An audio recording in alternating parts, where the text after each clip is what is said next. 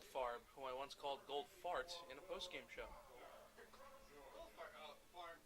Ah,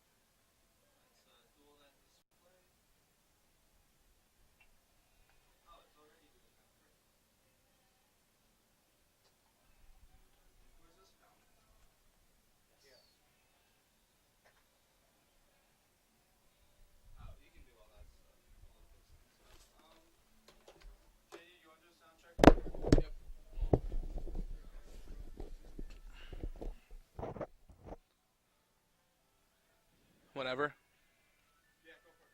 Test 1 2, test 1 2. The Wareham Gatemen and the Falmouth Commodores coming up on Wareham Community Television. We're doing a sound check. All right.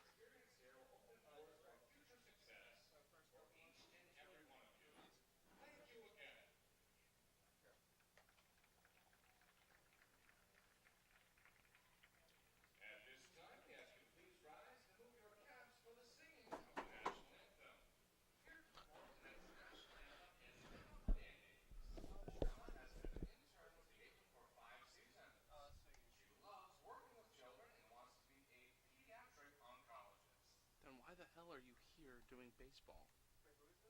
Oh, fuck.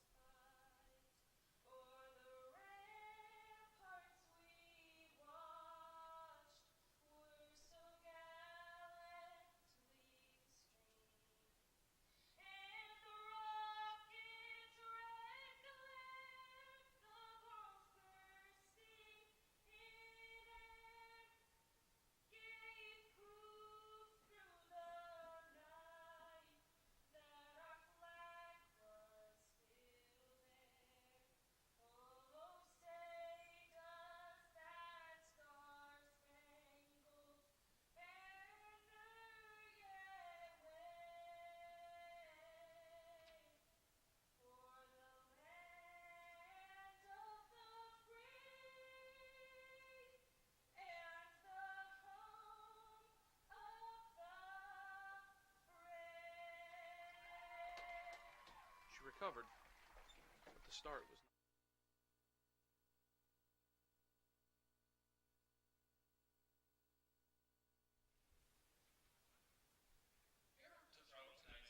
From Wareham, Massachusetts, it's Wareham Gatemen baseball on Wareham Community Television as the Gatemen take on the Falmouth Commodores in the second of a three-game series as they make their playoff push.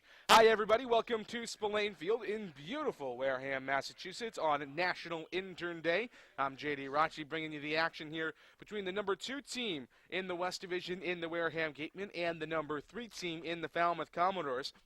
As I mentioned, this is the second game of a three-game series between these two divisional opponents. Yesterday at Arnie Allen Diamond at Gov Fuller Field, a 3-1 win for the Gatemen and some much-needed firepower offensively. 3 extra base hits for Wareham yesterday, 2 triples, 1 from Isaac Collins and 1 from Lyle Lockhart, as well as a double from Gian Martellini. And it's so important for the Gatemen to get those extra base hits yesterday, not only because it was against the number 1 pitching staff in the league in the Falmouth Commodores, but also because in the previous 5 games, Gatemen had just 2 extra base hits, both of those coming in an 8-1 win over the Bourne Braves back at Spillane Field a couple of days ago. But now turning things over to today, the Gatemen come into the day at 21-15-1 on the season, just 1 point back of the division leading Hyannis Harbor Hawks. Meanwhile, Falmouth comes in at 19-17-1, third in the West, and 5 points back of the Harbor Hawks and 4 points back of the Wareham Gatemen. Gatemen coming onto the field, wearing the cranberry tops today on a beautiful day for baseball, just over on the other side of the Bourne Bridge. It'll be the right-hander on the mound, Will Proctor from Georgia, to get things started for the Gatemen. And Proctor has been absolutely fantastic this season for Wareham. He has turned into, if not the number 1 guy, probably the number 2 in terms of Ryan Garcia and he being the 2 aces of this club. A 2.28 ERA for him this season. In 7 games, he's gone 5 starts, 27 2/3 innings, 23 hits allowed, only 8 runs and 7 of them earned, 11 walks to 22 strikeouts on the season, a 2-to-1 strikeout to walk ratio. Very good for him. His last time out was that 8-1 win over Bourne a couple of days ago on July 20th. He went 4 innings, gave up just a hit, walked 2, and struck out 4 in his last start. And he's been absolutely scorching hot this season, and it has come a lot at the hands of the Falmouth Commodores. He has been great against Falmouth this season, a 2.08 ERA in 2 games. He's gone 8 2/3 innings, given up 3 hits, 2 runs, 3 walks, and 7 Ks. Falmouth has not found a way to beat him, only hitting .111 against the right-hander out of Georgia.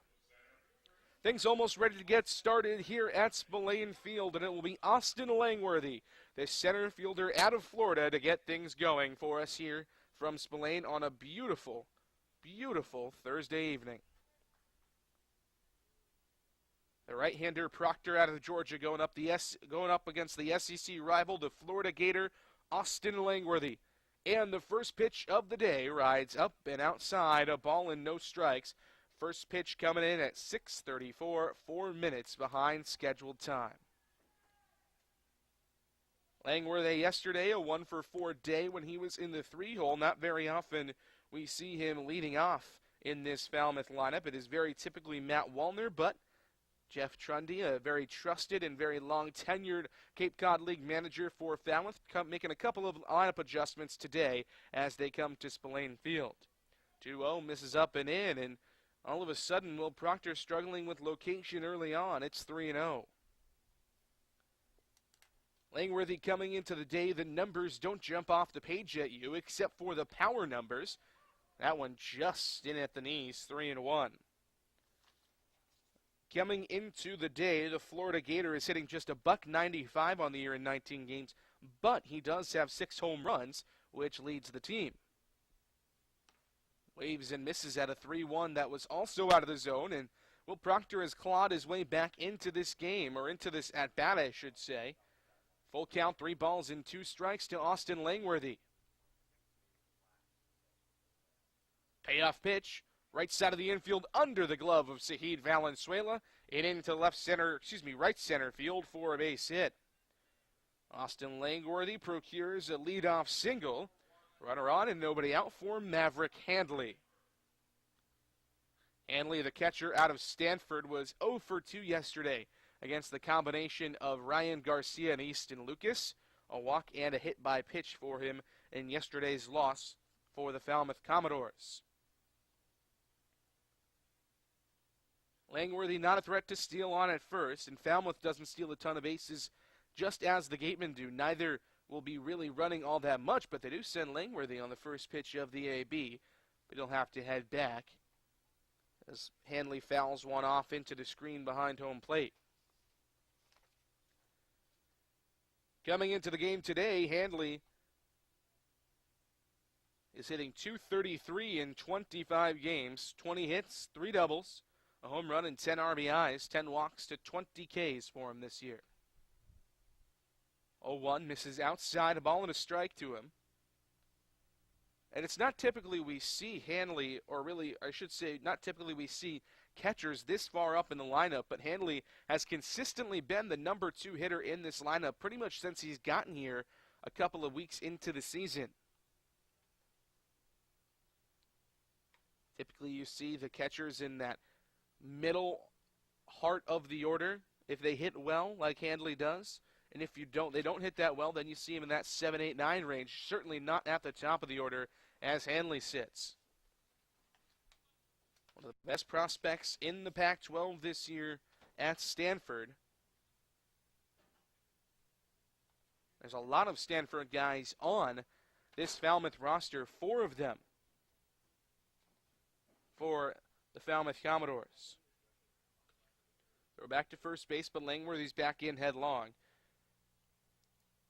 Handley out of Lakewood, Colorado, and Mullen High School, coming off his sophomore season where he hit .231 in 44 games with 43 starts, pretty much the everyday catcher for the Stanford Cardinal. Flied out into right field, and it will fall in front of Isaac Collins in fair. Moving around second and headed to third is Langworthy. Maverick Handley slides in, and it's a double for the Stanford catcher. Runners at second and third now, and Will Proctor has gotten off to a bumpy start in this one. Back-to-back hits allowed for the right-hander out of Georgia. That one just shot right down the right field line. Handley went the other way on it. Hit it where it was pitched, and that is the sign of a good hitter. Not trying to do too much with it, just sent it out to right for a double. So Langworthy at third, Handley at second for the Cape Cod League Player of the Week for the third week this season, Kyle Stowers. First pitch to him is fouled off down the left field line, 0-1. Stowers comes into the game with a team-leading .359 average this season. In 29 games, he's got 42 hits, 11 doubles, a triple, 5 home runs, and 18 RBIs. He has been absolutely stellar in the short amount of time he has had on the Cape this year. Quickly down 0-2, though, to Will Proctor, who's trying to bounce back from what was a really tough start to this game. Handley the double, and then Langworthy the single to lead off for the Falmouth Commodores.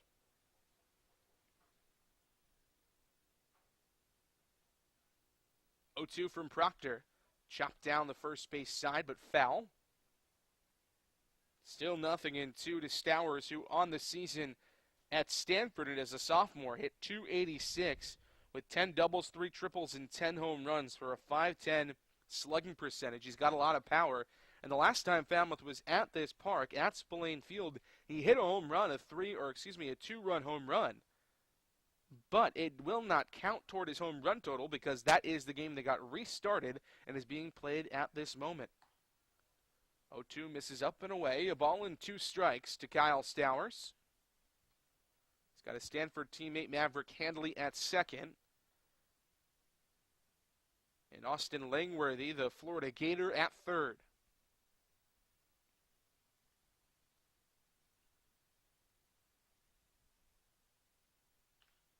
Fouls off another tough pitch down in the zone.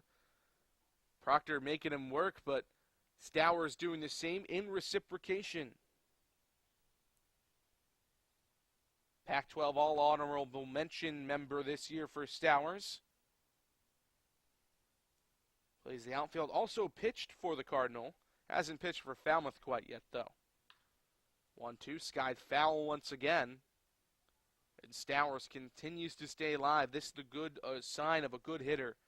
We mentioned how Maverick Hanley showed the signs of a good hitter by depositing one into right field.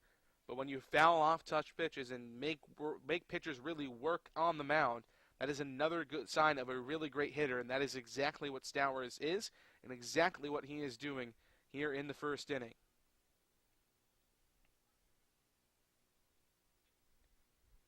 A ball and 2 strikes, the pitch home. Chopped again to the first base side, but again foul. Stowers making Proctor work at the 7th pitch of the at-bat to him. Proctor's already thrown 18 in this game in this first inning and has yet to record an out.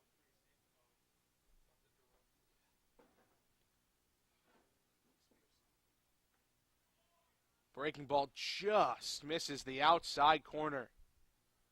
That looked good from Will Proctor, but the home plate umpire having none of it. And the count now runs even at 2 balls and 2 strikes.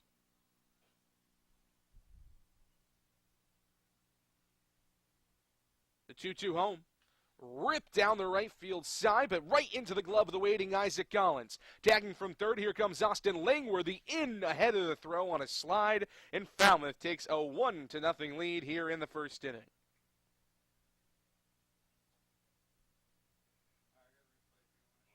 So a sac fly and an RBI from Kyle Stowers, and it was just a well-hit ball played right into the glove of Isaac Collins, but Collins not a natural outfielder, doesn't have exactly the same arm strength as you might see from a normal outfielder. He still made a great throw, though, but Langworthy pretty speedy coming from third to home. He gets in just ahead of the throw from Collins, and Falmouth takes a 1-0 lead in the early going. Still a runner in scoring position here for another threat in Davis Sims. First pitch to the big old first baseman from Murray State and Paducah, Kentucky. Misses up and in. 1-0. Sims yesterday 1 for 4 with a run scored. The lone run of the day for the Falmouth Commodores at Arnie Allen Diamond at Gov Fuller Field last night.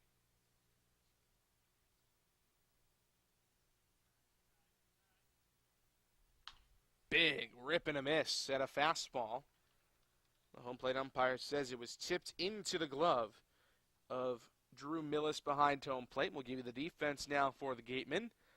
Millis at catcher, Austin Shenton at third, Ryan Kreidler at short, Zahid Valenzuela at second, and Luke Roscom at first base. In the outfield from left to right, Jacob Goldfarb, Jeremy Idens, and Isaac Collins.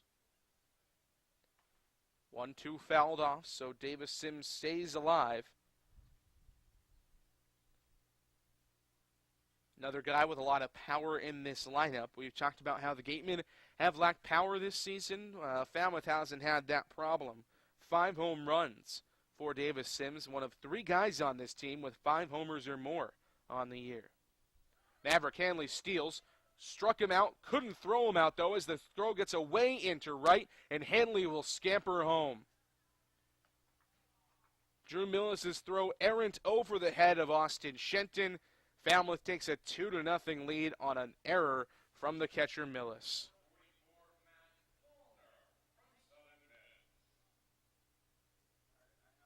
So the first part of that at-bat went well, or of that pitch.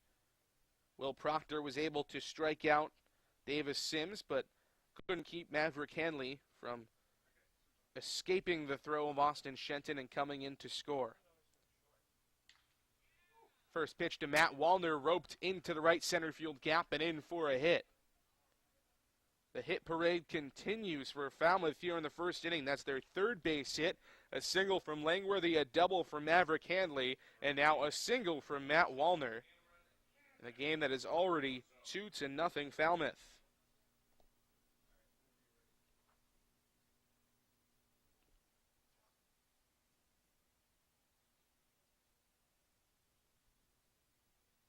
Drew Millis going out to the pitcher's mound, trying to calm down Will Proctor here, who has missed with a lot of pitches up. That has been the bane of the outing thus far for Proctor. Trying to settle things in here with the leading RBI man on this team, Cameron Cannon, at the dish. Cannon went 2 for 4 with the lone RBI of the day yesterday. By far the most productive offensive outing for Falmouth. Everybody else was hitless or had just one base knock. Cannon, the all-star, along with the likes of Kyle Stowers and a couple of pitchers for this Falmouth roster. That pitch to Cannon, skied out to left field, but shallow. Ryan Kreidler out all the way onto the outfield grass and gets underneath it. As Jacob Goldfarb was also racing in, Kreidler had to go a long way, but does end up coming up with it for the final out of the inning. But not before 2 runs come across to score for Falmouth. Sac fly and an RBI for Kyle Stowers. And then a throwing error from Drew Millis allows Maverick Hanley to score. It's 2-0 Falmouth as we head to the bottom of the first. Gatemen coming to the dish when we come back on WCTV.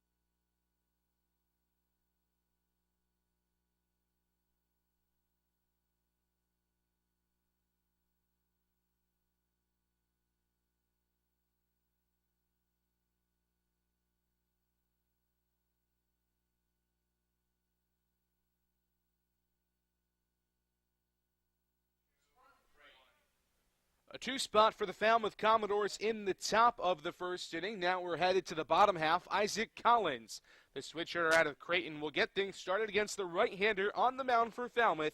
Pat McGowan out of the College of the Holy Cross, just about an hour and a half away in Worcester. First pitch for McGowan. Collins shows bunt but pulls it back, and it's 0-1 on a called strike anyways. McGowan, 6', 190 out of Wellesley, Massachusetts, up near Boston. Just finished up his junior season at Holy Cross, where he had a 3.22 ERA. Right-hander comes set. His pitch home, misses up and away. A ball and a strike now to Collins. McGowan, a 4.66 ERA on the season, but that number is a little bit misleading considering his first outing he gave up 4 runs in just an inning pitched. So that ERA has been skewed the entire season. The last outing versus Orleans was really great for him.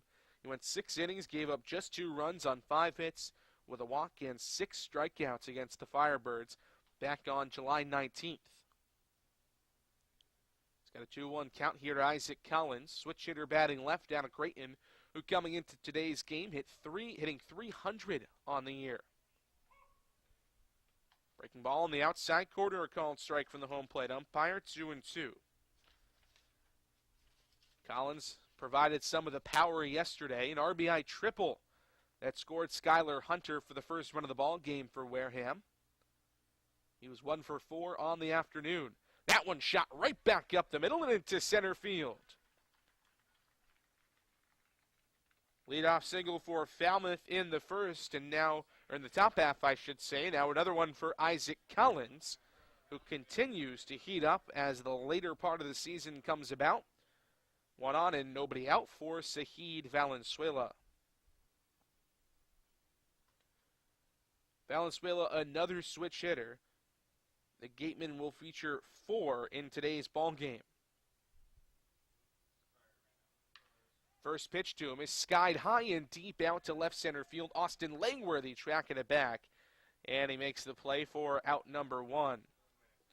Pretty well hit ball from Valenzuela, but Langworthy's a great outfielder out there in center field. Gets underneath it. 1 on, 1 out for Austin Shenton. Shenton, the Cape League's second best hitter on the season, trailing Matthew Barefoot of Hyannis by just a couple of points in terms of batting average this year. Coming into today, hitting .375 in 37 games for Wareham. First pitch to him misses outside, a ball and no strikes to the FIU Panther, who at one point during this season was hitting up in the 420s. He has since regressed a little bit more toward the mean, and even calling it a mean would probably not be fair to Shenton. He has been absolutely stellar all season long.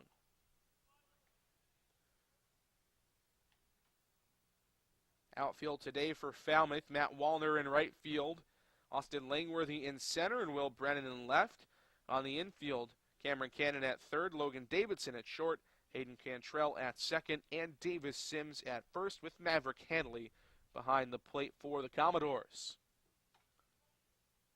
2-0 misses outside, and it's 3-0 now to Austin Shenton, who it isn't always the bat that gets him on base. Yeah, he has a .375 average, but the on-base percentage is at .486 as well. Gets on in any way you'll put him on. 23 walks this season. Isaac Collins off with the 3-0. It misses low. Throw down to second, not in time, so Collins up with a stolen base, and actually it was a late strike call from the home plate umpire. So it will go as a steal for Collins. And the count is now 3-1 to Shenton. It's Collins' 4th steal of the year. He is 4 for 6. He's been caught stealing twice for a team that is tied for last place in steals this season in the Gatemen.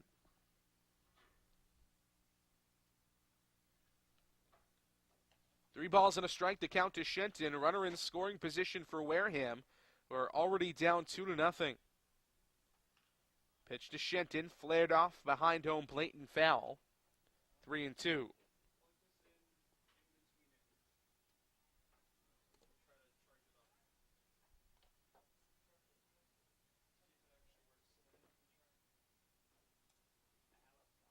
Full count now to Austin Shenton. Pat McGowan, the right-hander, on the mound. The payoff pitch. Called strike 3 at the knees. Nice pitch from Pat McGowan. Sits down one of the best hitters in the Cape Cod Baseball League. And there are 2 gone for another one of the best hitters in the league, in Jeremy Idens.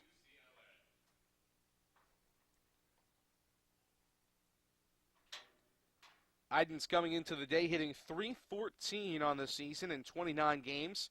He's got a league-leading 25 RBIs, and it is another great opportunity, another great position to pick up another one here with the speedster Collins at second base. First pitch to him, ripped down the left field line and in for a hit.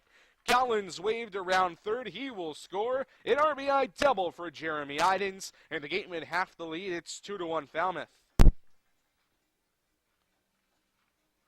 RBI 26 on the year for the UCLA outfielder. Started the year in the leadoff spot for Wareham, but has since moved into the everyday cleanup hitter spot and has been absolutely spectacular in driving in runs. He's followed up now by Big Luke Roscom, the first baseman today out of Nebraska. 0 for 3 yesterday with a walk against Falmouth. He caught in yesterday's game. First pitch to him is nubbed toward the shortstop, Logan Davidson. Charges, throws across his body, and a good stretch from Davis Sims retires Roscom on the first pitch he sees. But the Gatemen get one back. Jeremy Idens delivers a double, an RBI double, down the left field side. It's 2-1 Falmouth when we come back here on WCTV.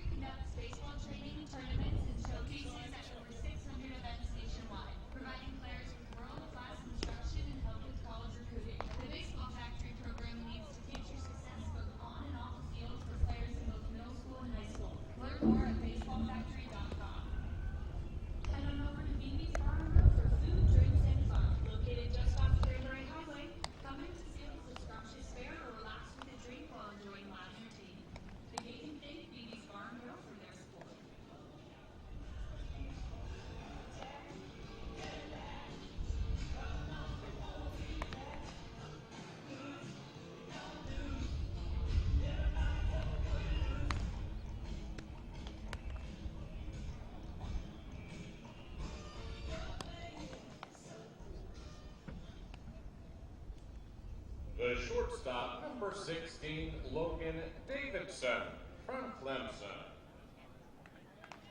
7-8-9 due up in the top of the second inning against the right-hander Will Proctor for Wareham.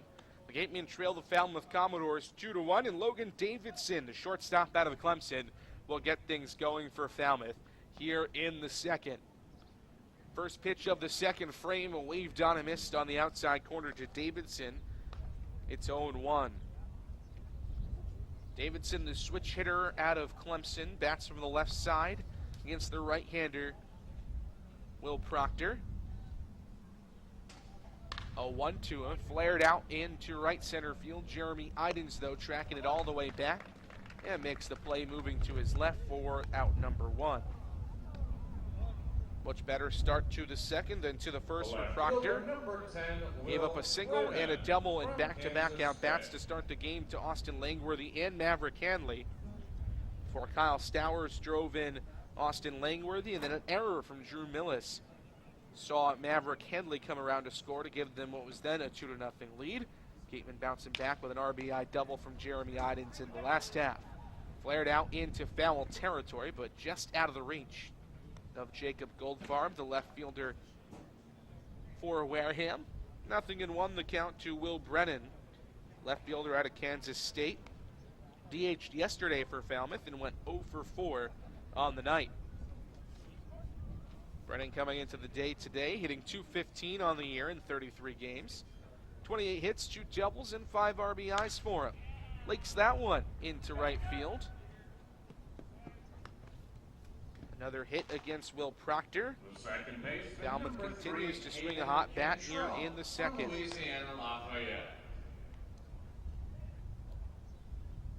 One on, one out for the Commodores in the second inning. And now Hayden Cantrell, representing the bottom of the order, and Louisiana Lafayette strides in from the left-handed batter's box.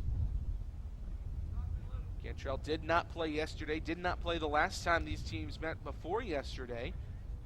Back at Spillane Field a couple of days ago. The game that got rained down is being replayed as we speak.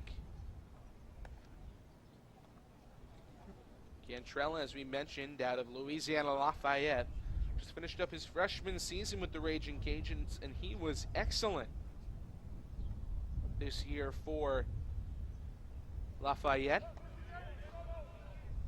Swings and misses at the first pitch down to the zone. Chased one in the right-handed batter's box. 0-1 for the guy that hit .287 this year for Louisiana Lafayette in 59 starts. 60 hits, 13 doubles, 2 triples, and 4 home runs for him. Throw over for Proctor, a lot closer than you'd think it would be with Will Brennan at first base.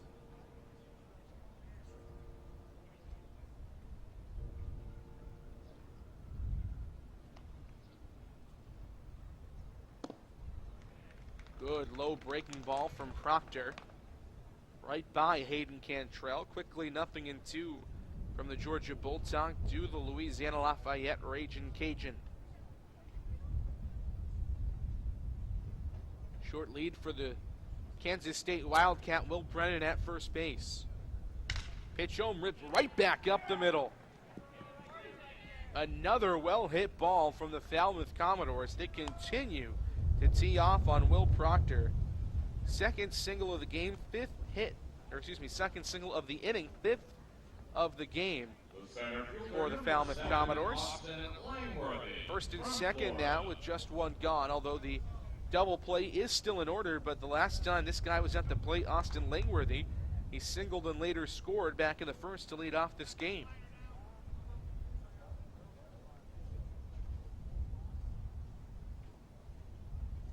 Good speed on the base paths, and Brennan and Cantrell both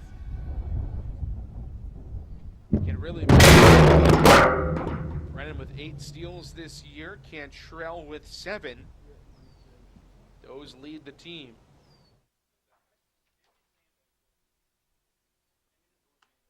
First pitch to Langworthy, misses up and away. A ball and no strikes to the Florida Gator, who, as we mentioned, has a ton of power.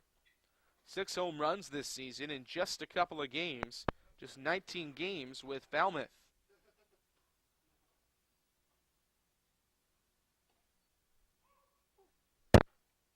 And that power has been displayed by Langworthy against the Gatemen this year. Last time before yesterday that the Gatemen were at Artie Allen Diamond, a 3-0 loss, where they had just 5 hits and just 6 base runners, or 3 hits and 6 base runners, excuse me. 2 home runs for Langworthy provided all the offense that Falmouth needed. A solo shot off Cade Cavalli in the first, and then a 2-run bomb off of Nathan Florence in the 8th provided all of the offense for the Falmouth Commodores in that game. So 2 of the 6 home runs this year for Langworthy coming against Wareham.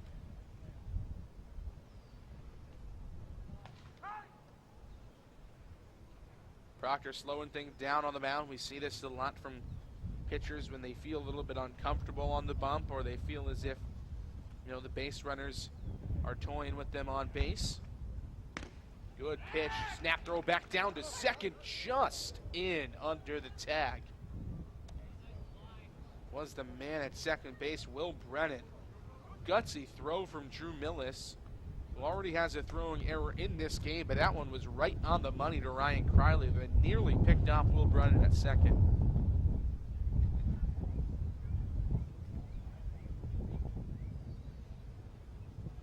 Two to Langworthy, skips by the catcher Drew Millis, but Langworthy went around on the pitch, So he will strike out, and because there was no base open, he will have to sit down.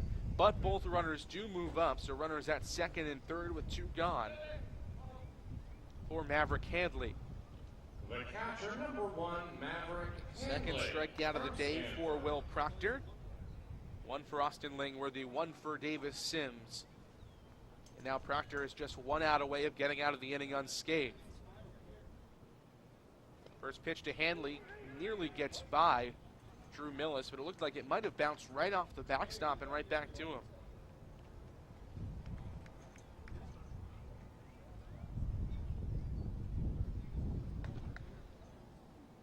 Last 2 pitches have missed badly out of the zone for Will Proctor, but he got Austin Langworthy to swing on the second to last one and strike out. Did not get the same kind of offering from Maverick Handley.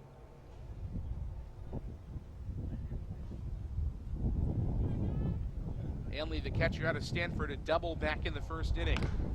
Skies that one high and deep into center field. Jeremy Idens racing back under it the whole way, though. And he makes the play just in front of the warning track for the final out of the inning.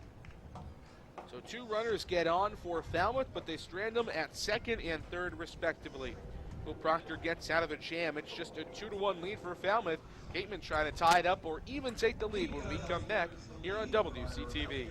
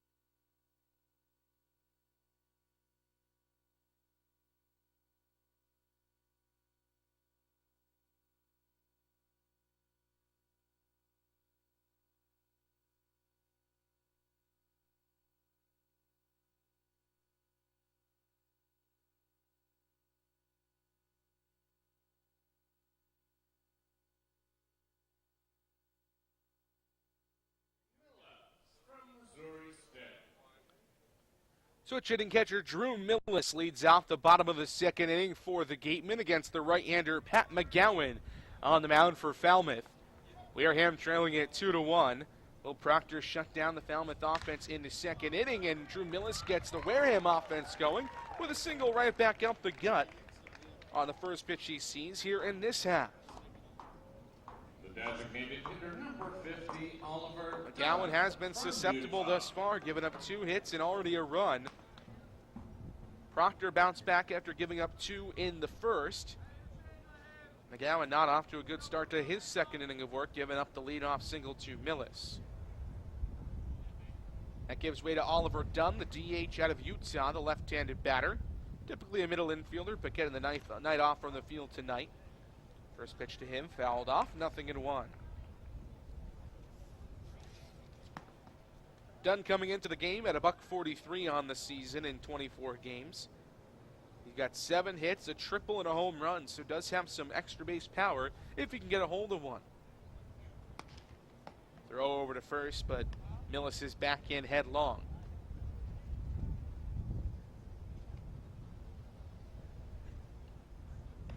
Another throw over, but again, Millis back in. Dunn did play yesterday, but really just stood at second base when he did. Came in as a pinch runner for Gian Martellini in the 8th inning. He's got excellent speed. He hasn't been able to get anything going consistently in terms of his plate discipline or his abilities at the plate this year, and a lot of that is because he hasn't played nearly enough to get a consistent stretch going. He's been very much a bench piece for Wareham this year. Swings and misses at a 1-1. It's 1-2 now. And Dunn had a great season this year at Utah. Hit over 300 at 319 as a sophomore out in Salt Lake City. He hails from Salt Lake City and Cottonwood High School, so staying at home to play his baseball with the Runnin' Utes. 1-2 flared out into the outfield, and that will get down and likely for extra bases. Millis around second, chugging for third. He will stop there. A double for Oliver Dunn, and both runners are in scoring position for the Gatemen with nobody out. The shortstop, number 5, Ryan Kreidler from UCLA. Extra base power is back, folks. 2 extra base hits already in the first 2 innings for the Gatemen. A double from Jeremy Idens in the first, and now a double from Oliver Dunn here in the second. Going into yesterday, the Gatemen, like I said earlier, had only 2 extra base hits in 5 games before yesterday's offensive explosion, where they only scored 3 runs, but still looked great with bat in hand, a pair of triples, and a double for the Gatemen. First pitch to Ryan Kreidler, called strike on the outside corner. 0-1 to the shortstop out of UCLA. Kreidler at .235 this season in 25 games with Wareham. A late addition to the active roster after he finished up his sophomore season academically, or sophomore year, I should say, academically at UCLA. UCLA, as all the California state schools do their year in quarters, 3 quarters during this active school year, then 1 during the summer. So it took Kreidler as well as Jeremy Idens, Jack Ralston, and Ryan Garcia a little extra time to get out to the Cape as they finished up their sophomore years. 2-1 the count to him here with runners in scoring position and nobody out for the Gatemen. Fantastic spot for Kreidler to step up big for the Gatemen.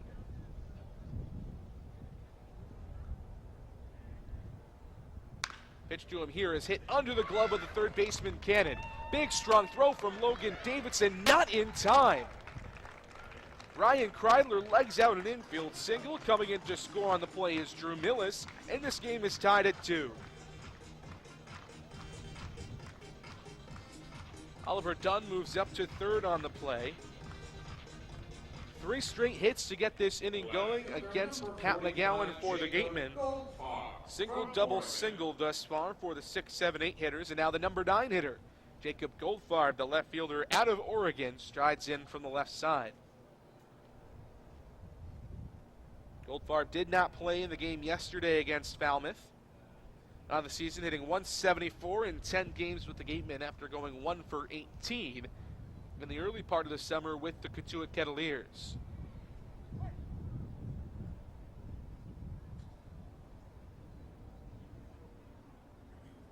First pitch to him from McGowan is flared foul down the left field line, 0-1. And the average might not be there at 174, but above anybody else on this Gatemen team, this is an on-base machine. 441 the on-base percentage, more than 200 points higher, almost 300 points higher than his batting average on the year. We've seen him be able to get on with walks, with hit by pitches, reaching on errors. Every single way that you can find a way on, Jacob Goldfarb has done exactly that. He's got runners at the corners and an 0-1 count against him. Pitch from McGowan is swung on and drilled high and deep out to center field. Austin Langworthy back to make the catch. Tagging from third, here comes Oliver Dunn, and that gives the Gatemen a 3-2 lead in the second on a sac fly and an RBI from Jacob Goldfarb.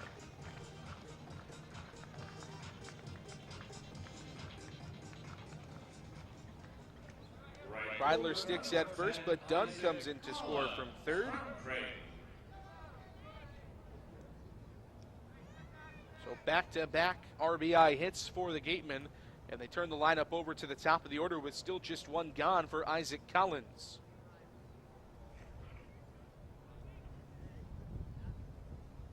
First pitch to Collins, in there for a called strike. 0-1 to the switch hitter from Creighton, who's already 1 for 1 himself today. Single, a stolen base, and a run scored back in the first inning.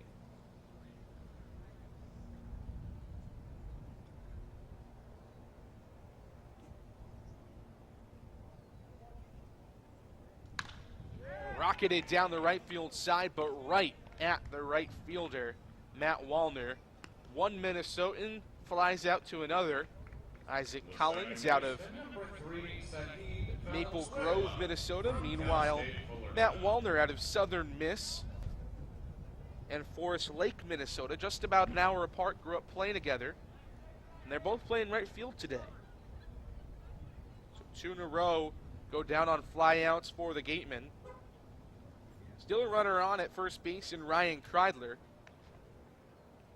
with Zahid Valenzuela, the switch-hitting second baseman of Cal State Fullerton, coming to the dish.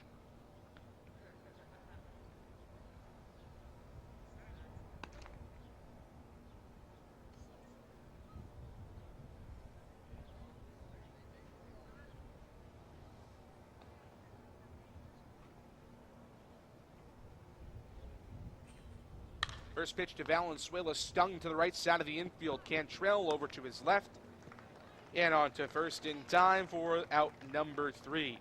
But not before the Gatemen get 2 back and take the lead in the second.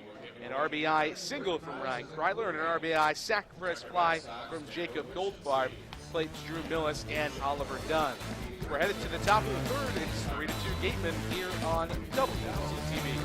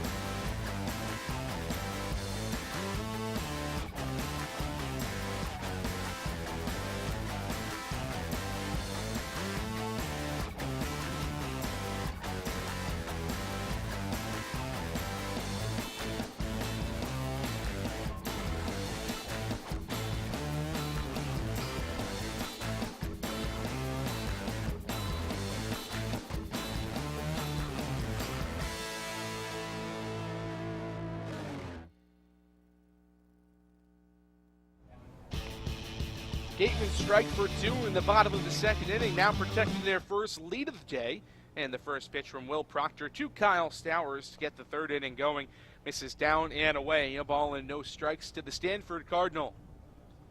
Stowers a sacrifice fly and an RBI back in his first at-bat in the first inning. The lone RBI of the day for Falmouth, although they do have 2 runs on the day. The other one coming in to score on an errant throw from Drew Millis. Big fastball waved on and missed. 2-1 now to the left-hander Stowers, who, as we mentioned, has been named for the 3rd time this year Cape Cod Baseball League Player of the Week. 2-1 skied high and deep out to left field. Goldfarb back to the wall. He leaps up and it bounces off the top of the wall.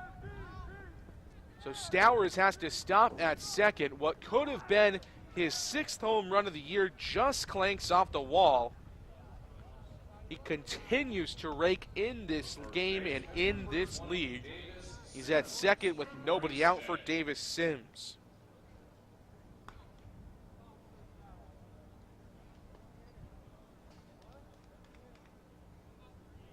Second double of the day for Falmouth, 6th hit of the afternoon for the Commodores. And they're in business with a runner in scoring position with Davis Sims at the plate. First pitch from Proctor misses up high at the eyeballs of Sims, 1-0 on a breaking ball. Sims 0 for 1 on the day with a strikeout back in the first inning against Will Proctor of the swinging variety.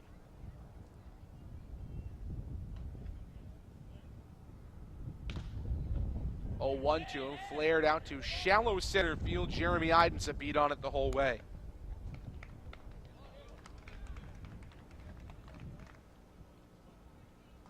So Stowers gets the inning off with a bang with a leadoff double that nearly was a home run, nearly left the yard.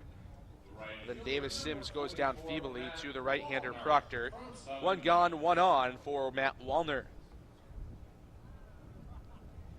Wallner is single back in the first inning. Out of Southern Miss, was 0 for 4 yesterday.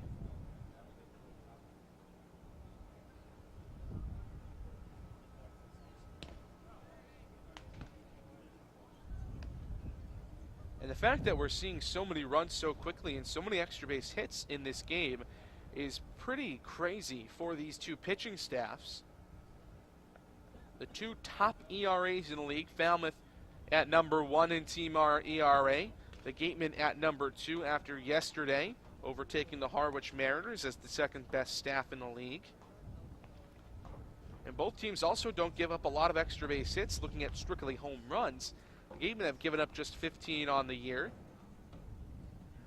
And the same thing for Falmouth, with no home runs today for either team. Ripped right at the first baseman, Roscom. Nice pick play. Throws over to Proctor covering. Little mini web gem from Luke Roscom. We've seen him kind of struggle behind the plate defensively at times this season. I think he's a little bit more comfortable at first, especially you really see it on that play. Played a lot of first base at Nebraska this year, although he is listed as both a catcher and a first baseman. We know he has been trying to make the reacclimation to the catcher's position after playing the first base bag all year long at Nebraska.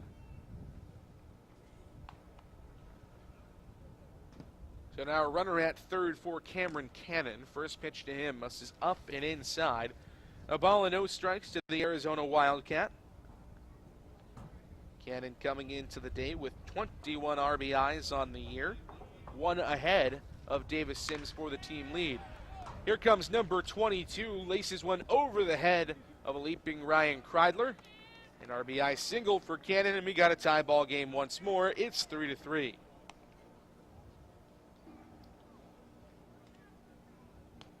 The shortstop, number 16, Logan Davidson from Clemson. It's been a title bout between 2 heavyweights right now in terms of the offense today for either team. Falmouth comes in with a punch. The Gatemen punch back a little bit harder. And then Falmouth comes back with another counter. Couple of jabs. Nobody's landed the knockout blow just yet, but it has been a fury of fists in the early going. 3-3 here in just the top of the 3rd inning. Logan Davidson, the switch-hitting shortstop, batting left out of Clemson's 0 for 1 today. Right out to left field, and Jacob Goldfarb in his first go-around in the second inning.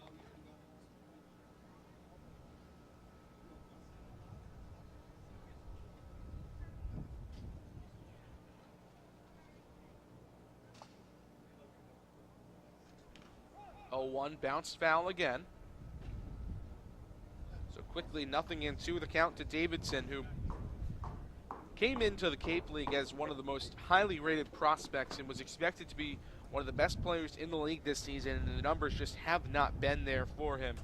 He has really struggled this year at the plate, just .202 on the season after hitting .298 with Clemson this year and being named an All-ACC first-team performer. Big shortstop at 6'4". 0-2 just misses outside on a fastball, a ball and 2 strikes. And Davidson came in with a lot of hype and for good reason. As I mentioned, hit .292 and was actually All-ACC second team. Also had a lot of power with 15 home runs, not something you normally see. Runner going on the pitch, throw down in there with a stolen base is Cameron Cannon.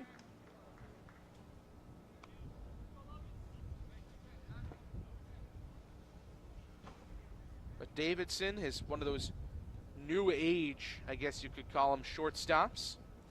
Big, strong, athletic, a lot of power, tall guys. When I think shortstop, I think somebody more of the likes of Zahid Valenzuela or Isaac Collins, a little bit shorter, under 6 foot, speedy on the base pass, a lot of contact. But that is not what Davidson does. Big guy, rangy, athletic in the field, good, strong arm, and a big bat at the plate. Hit 15 home runs this year with Clemson, and then took a little bit of time off in the middle of the Cape League season to go participate in the College World Series Home Run Derby, along with former Gateman Parker Phillips and former Cotuit Kettleer Thomas Dillard. 2s across the board, 2 balls, 2 strikes, 2 outs, runner at second. We got a tie ball game from Spillane. Pitch to Davidson, rocketed to the right side. Couple of hops, though, on a worm burner into the glove of Zahid Valenzuela, and that will do it for the third. But an RBI single from Cameron Cannon plates Kyle Stowers, who led off the inning with a double. 3-3 as we head to the bottom of the third here on WCTV. Power like a pro.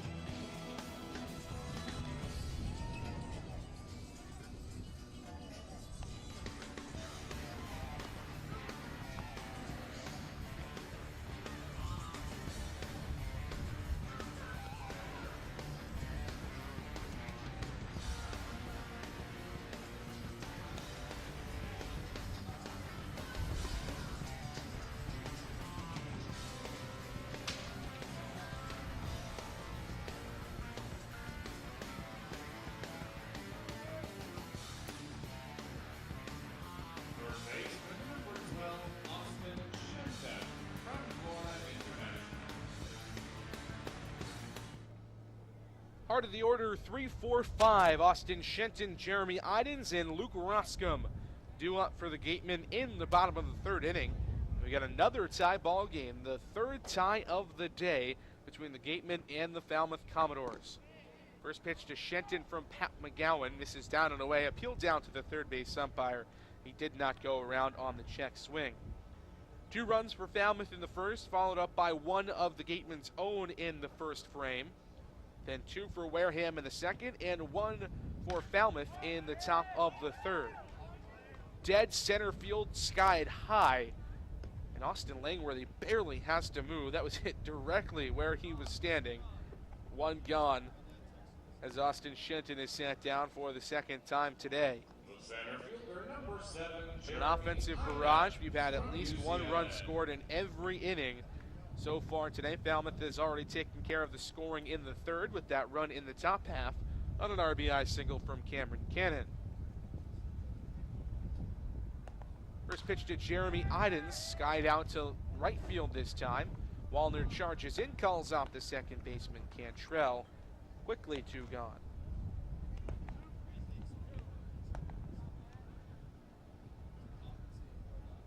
Fly out to center for Shenton, fly out to right for Idens.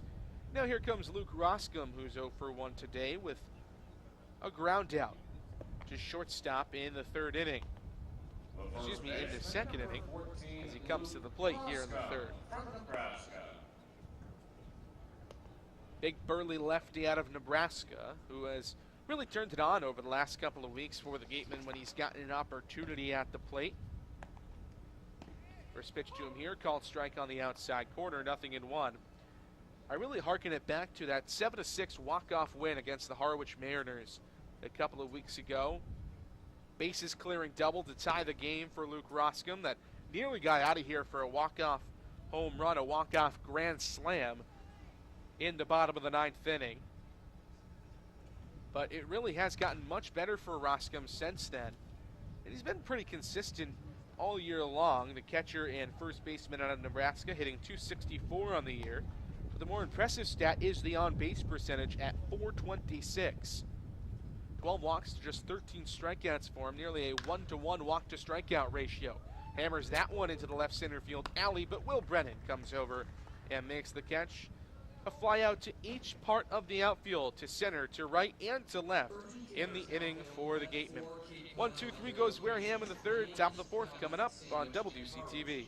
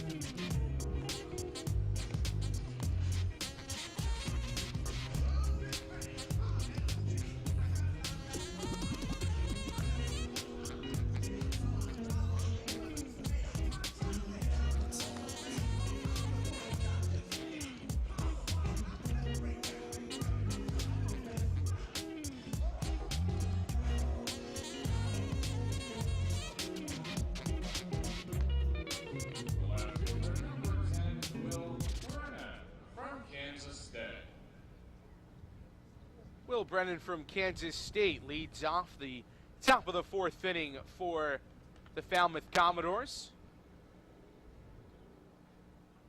First pitch to him misses down and away. A ball and no strikes to the left fielder out of Kansas State. Recorded the final out of the last inning for Falmouth on 3 straight flyouts from the Gatemen. Scooches one down the the left field line, but foul. 1-1 to Brennan, who is 1 for 1 himself today. A single in the second inning for the left-handed product out of Kansas State. Shot right toward the third baseman, Austin Shenton. One hops him under his arm and into left field. Well hit ball off the bat of Will Brennan. 8 Austin Shenton up. We'll have to see how they score it. But either way, Falmouth for Louisiana the Lafayette. third time today, third out of 4 innings, has the leadoff man on. Got Austin Langworthy on with a single in the first. And then Kyle Stowers on with a leadoff double in the third. And now here, Will Brennan on to lead off the fourth.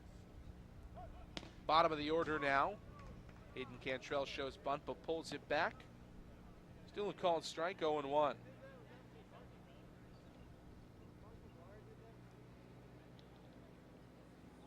Cantrell out of Louisiana Lafayette, just like Brennan, 1 for 1 today with a single.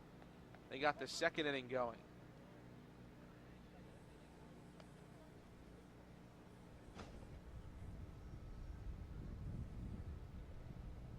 They will say that was an error, E5 by Austin Shenton. Second error of the day for the Gatemen, the first being charged to Drew Millis on an errant throw that allowed Maverick Hanley to come in to score. This one charged to Shenton allows Will Brennan to reach base to start the fourth.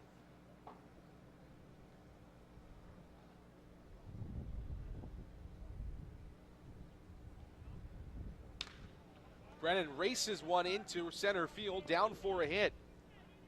The corners were in for him. They thought he was going to show bunt, but he pulled it back and swung through. A single for Brennan, his second of the day, and the 8th in just the 4th inning for Falmouth.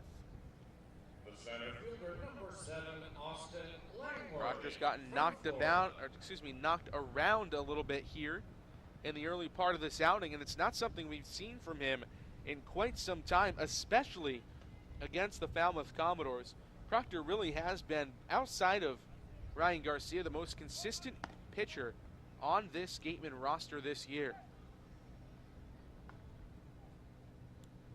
Right-hander out of Georgia, a converted infielder. Played a lot of second base for the Bulldogs last year as a freshman. This year as a sophomore, didn't play the field at all and only pitched. They will convert him into a pitcher as he continues his career down in Athens, Georgia. 8 hits on the day, the most allowed by Proctor in any outing this season. The previous high was 7 in that 17-4 win for the Gatemen against Hyannis earlier in the year at McKeon Park. Ryan Kreidler calls off Austin Shenton as Austin Langworthy fouls out to the left side of the infield. One gone, and runners at first and second now for Maverick Handley. Number 1, Maverick Hanley. Really, the hit numbers have been excellent all season long for Proctor. Twice he's given up 7. Once at Hyannis and once versus Cotuit. But really, Proctor has been just so stellar all year for Wareham. Not enough can be said about how important he has been to this Gatemen pitching staff and to this Gatemen starting rotation. We thought he was going to be a reliever in the early part of the season. He was in his first outing of the year at Falmouth. Came in to relieve his Georgia teammate Justin Glover, who that was his only appearance of the year for Glover, in a 7-4 comeback win for the Gatemen at Arnie Allen Diamond at Gov Fuller Field back on June 15th. He was a reliever in that game and then a reliever on June 21st in a loss to the Bourne Braves. 4-3 here at Blaine, but since then he has been a starter through and through and the number 2 option after Joey Matulovic and Connor Lunn left. Hanley fouls one back to the backstop behind home plate, 1-2 with 1 out in the 4th inning. Will Brennan at second, Hayden Cantrell at first. Breaking ball is the best pitch for Proctor, whether that be the curveball or the slider, which sometimes comes out a little bit slurvy, but the fastball is the important pitch for him. That is the pitch that he often misses with and can get into trouble with when he leaves it up. 1-2 down and away on a breaking ball, 2-2. Maverick Hanley, the batter, is 1 for 2 on the day. A double and a run scored in the first. Flied out to center in the second. 2-2 home from Proctor. Waved on and missed, gets away from the catcher Drew Millis. Moving up to third on a smart base running decision is Will Brennan, but because the base wasn't open at first, that will go down as the third strikeout of the day. No tag or throw down need happen for Will Proctor. 3 Ks, one against Austin Langworthy, one against Maverick Hanley, and one against Davis Sims, or the right-hander out of Georgia. So now runners at the corners, and Drew Millis out to give the signs as to what the Gatemen want to do here against the best hitter on this Falmouth team, and Kyle Stowers, 1 for 1 today. Sac fly and an RBI in the first, a double and a run scored in the third. First pitch to him this time around, chopped to the right side of the infield, stabbed by Luke Roscom, and he trots over nonchalantly at first base on one heck of a play to get the Gatemen out of the inning. Runners stranded at the corners for Falmouth in the fourth. Headed to the home half. It's a 3-3 ball game here on WCTV.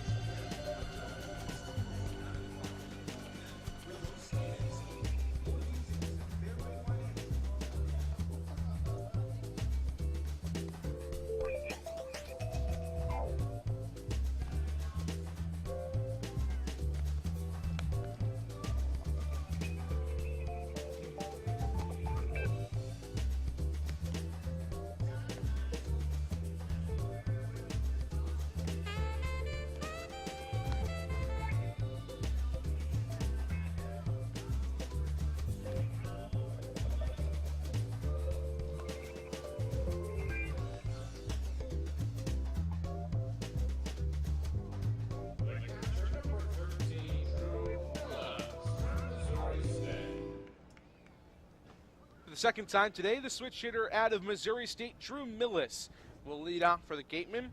Led off with a single in the second in what was the most productive inning of the game for Wareham. 2 runs came across the score, including Millis in that frame. First one this time around is fouled off down the left field line.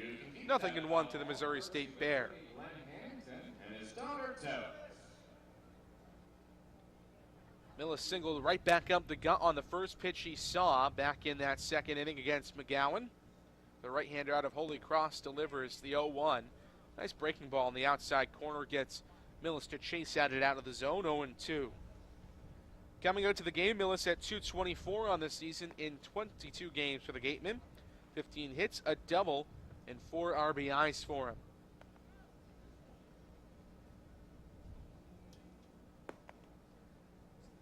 0-2 misses up at the eyeballs. A ball and 2 strikes to Millis. Millis, one of 3 switch hitters in the lineup today for Wareham. 2 others sit on the bench in Lyle Lockhart and Skylar Hunter. 1-2 up and away, 2-2. That's been a hallmark all season of the Gatemen, is that they are versatile from both sides of the plate.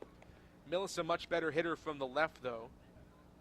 Feels much more comfortable hitting against right-handers.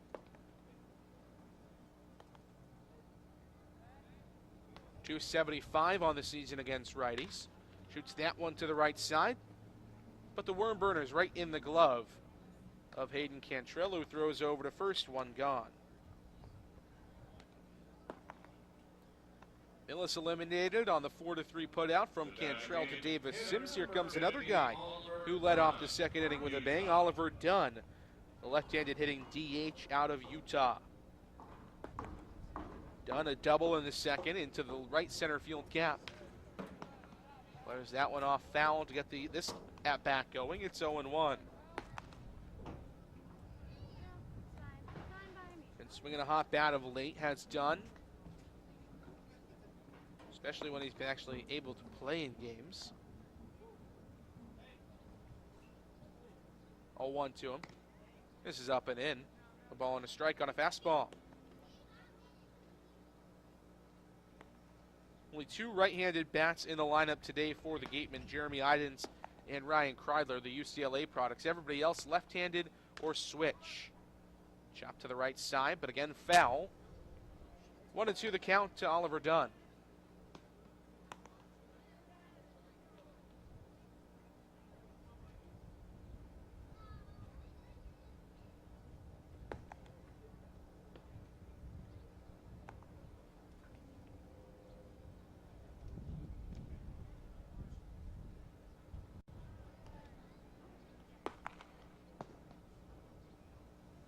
Now 2-2 the count to Dunn.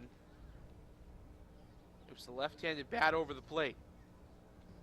McGowan, the Holy Cross Crusader, delivers. Skied out to right field and shallow. Not even going to get all the way out to the outfield as Logan Davidson moves back on it and makes the play from his shortstop position quickly to gone in the fourth. Number 5, Ryan Kreidler from UCLA.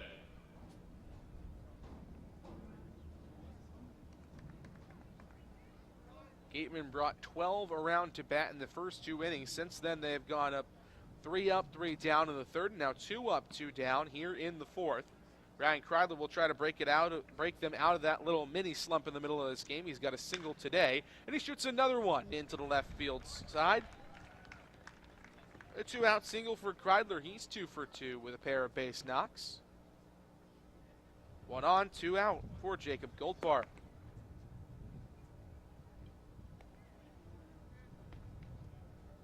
Goldfarb, the left fielder out of Oregon, also can catch but has not caught this season for the Gatemen. Caught a little bit for the Cotuit Kettleers in the beginning part of the season before being released and subsequently picked up by the Gatemen. Ryan Kreidler off with the pitch, and no throw will go down. A stolen base for Kreidler. Not a guy that that steals a lot, not a team that steals a lot in the Gatemen. That's just the second stolen base of the year for Kreidler.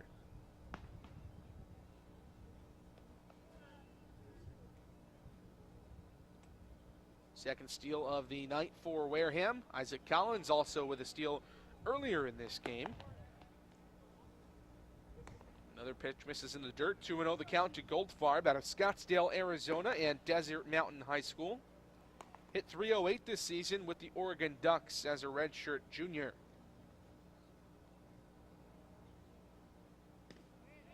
Back pick down to second base. Kreidler in under the tag from the shortstop Logan Davidson. Gatemen try to get extra aggressive on the base paths today against the Falmouth Commodores. They know runs should be tough to come by against a really good Commodores staff. They weren't in the early innings in the first 2. But they have certainly struggled in the third and the fourth. Pitch in at the knees, 3-1 to Goldfarb, who played for the New Bedford Bay Sox of the NECBL 2 summers ago, but missed last summer and missed all of last year with an injury, was granted a medical redshirt and a 5th year of eligibility. Shoots that one down the right field side, but just foul past the glove of Davis Sims.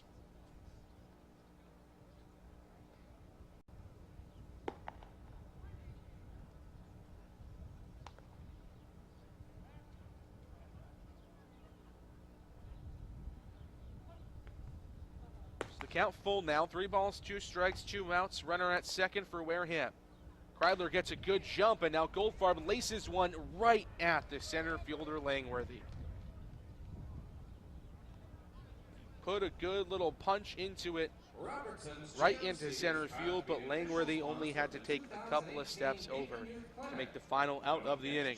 Gatemen strand 1 in scoring position after Ryan Kreidler delivered a 2-out single and a 2-out steal. They can't move him along on the base paths.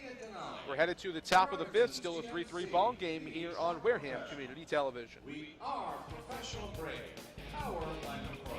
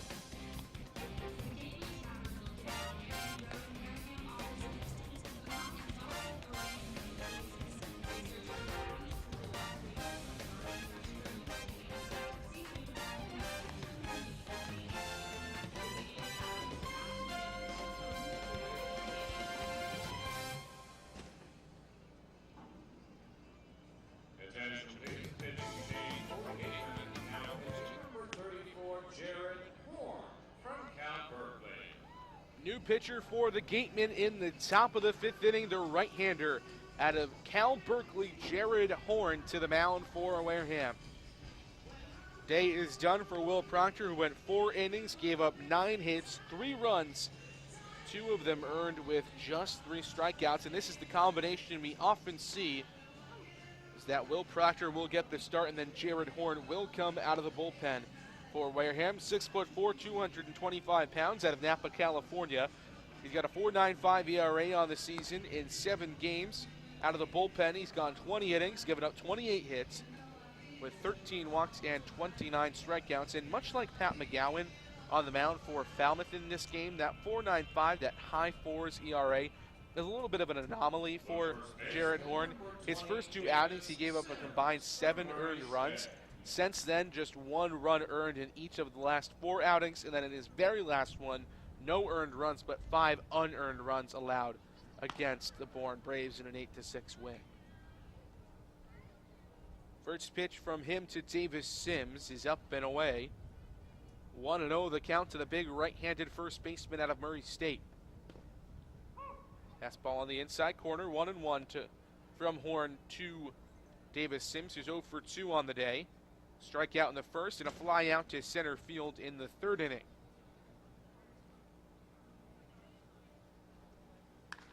1-1 skied foul down the right field side, 1-2.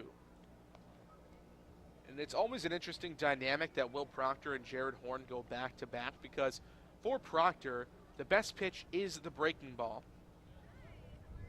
but the fastball command is the important thing to the outing. Jared Horn's also got a great breaking ball and throws it for a lot of strikes and strikes a lot of guys out. That one did not break nearly as much as he wanted it to, almost hit Davis Sims in the head. And that's the problem that we're going to get to, is that the fastball is almost always there for Horn, but the breaking ball command is what will really dictate the success of his outing. 2-2 fastball, flared out into center field. Jeremy Idens racing in and gets there just before the ball sunk to field level. Good running catch from Jeremy Idens, 1 gone in the inning. The right fielder, number 44, Matt Wallner from Southern. Time left the fastball just a bit up, and Sims got just underneath it enough for Idens to make a running catch and retire the first batter. But again, Horn's fastball is more consistent than the breaking ball in terms of location, in terms of throwing it for strikes.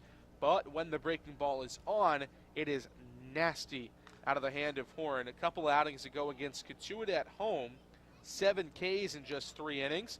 5 Ks the very last time out against Bourne in 2 2/3 innings. So when the breaking ball is on, it is absolutely devastating. 0-1 fastball chopped right back to Horn. Field in his position, flipped to first. 2 gone. So Wallner grounded out 3-1 in the 3rd. This time 1-3 on the putout in the 5th. 2 up, 2 down against Horn. He's been successful so far. Cameron Cannon, the 3rd baseman and all-star out of Arizona, strides in. He's 1 for 2 on the day. Flied out to Ryan Kreidler, who is all the way about 30 feet back on the outfield grass in the 1st inning, and then singled home a run in the 3rd.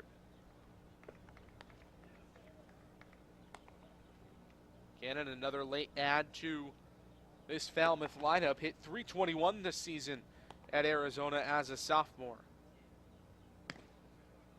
Waves and misses at a fastball, quickly 0-2. And when Horn turns fastball for the first 2 pitches of the at-bat, you can almost certainly expect breaking ball on this next pitch. It is the out pitch for him. Wouldn't be surprised to see him go breaking ball away and low to a good hitter in Cannon. Breaks off a form of the breaking ball, and 2 big high hops into the glove of Kreidler, who throws over to first for out number 3. 3 up, 3 down in the 5th against Jared Horn. Good first inning for him. Headed to the home half. 3-3 ball game here on WCTV. Celebration Florida or on softdoesitgreat.com. Located along the Cape Cod Canal, Keystone Place in Buzzards Bay is the area's newest rental independent living, assisted living, and memory care community. With some of the area's largest apartments and an ultra-inclusive monthly service, Keystone Place is a life-affirming retirement community unlike any other. personal care services according to each individual's needs. Discover Keystone Place, the best option for meeting the care and support needs of seniors on Cape Cod.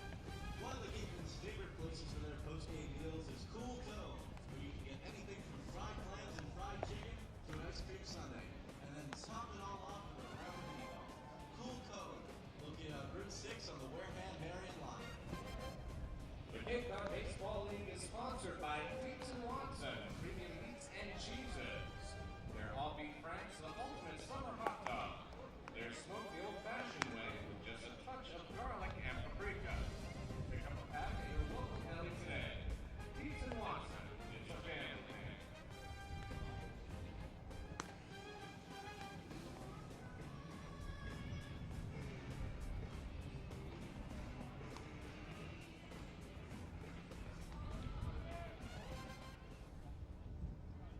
The right fielder, number 10, Isaac Collins. Bottom of the fifth inning and top of the order for the Gatemen here at Spillane Field, trying to break open a 3-3 tie with the Falmouth Commodores. This is the second game of a three-day series with Falmouth. 3-1 win yesterday. Another game today here at Spillane. As Isaac Collins pops up a bunt way foul out to the right side. And then the Falmouth Commodores will be back here at Spillane for the final game of the three-game set tomorrow night at 6:30.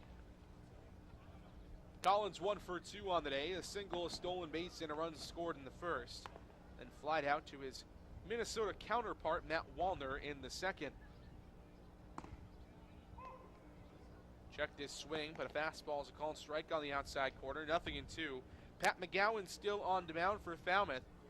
In his first 4 innings of work, he's given up 6 hits, 3 runs, all of them earned, and has struck out just 1. Dark, ominous clouds setting in over Spillane Field. Rain was in the forecast at one point today, but last time I checked the radar, it should pass over the north of Wareham and over the north of Cape Cod, and all the games in the league should get off without a hitch today.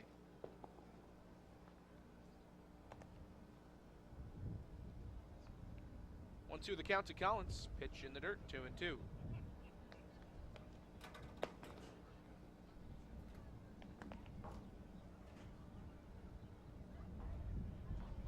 Three runs on 6 hits and 2 errors for the Gatemen in today's game. 3 runs on 8 hits and no errors for Falmouth.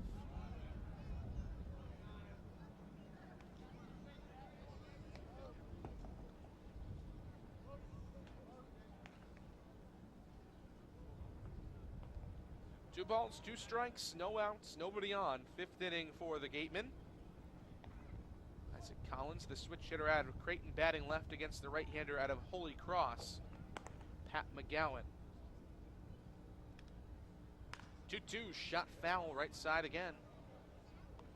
We'll do it again at 2 balls and 2 strikes. Collins providing one of the scarier moments of yesterday's game. Lost his bat on a foul ball that nearly hit 2 or 3 fans as it flew out of play at Arnie Allen Diamond Echo Fuller Field. One fan tumbling to the ground, but everybody was okay. 2-2 popped up into shallow right field. Logan Davidson calls off Cameron Cannon and the left fielder, Will Brennan, and makes the catch for out number 1. Baseman number 3, Sahid Valenzuela from Cal State Fullerton. 1 up, 1 down for the Gatemen in the 5th inning. Here comes Sahid Valenzuela, the second baseman out of Cal State Fullerton, who is 0 for 2 on the day. Flat out to center field and Austin Langworthy in the first, and then bounced out to his second base counterpart Hayden Cantrell in the 3rd. Switch hitter batting left, first pitch to him, called strike on the outside corner, 0-1.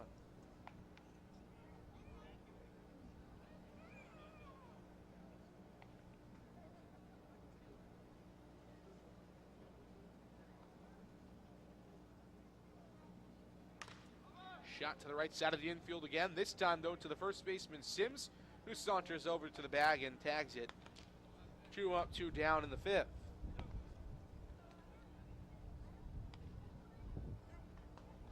The third baseman, number 12, Austin Shenton from Florida International.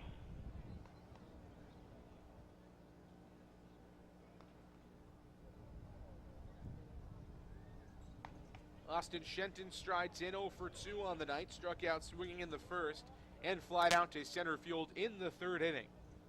First pitch to him here is snubbed foul off the end of his bat and possibly off himself. 0-1.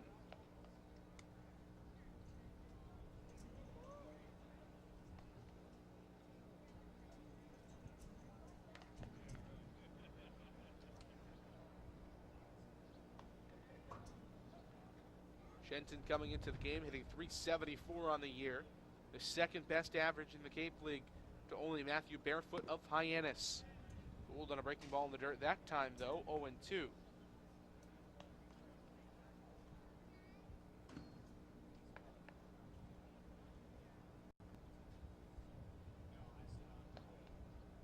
No balls, 2 strikes, 2 outs in the inning. Gatemen have struggled over the last 3 against McGowan. This is up and away to Shenton. 1-2. Combined 5 base runners in the first 2 innings. Just 1 in the last 2 2/3. Bats have gone silent for Wareham. 1-2, called strike 3 on the inside corner. Second looking strikeout of the day for Austin Shenton, and the second K today for Pat McGowan. Set down in order once again in the 5th, headed to the top of the 6th here on WCTV. For appointment, call 508-992-1270. We invite you to learn more about the law firm of Finance Forrest and Bullard by visiting our website, lsblaw.com. Ladies and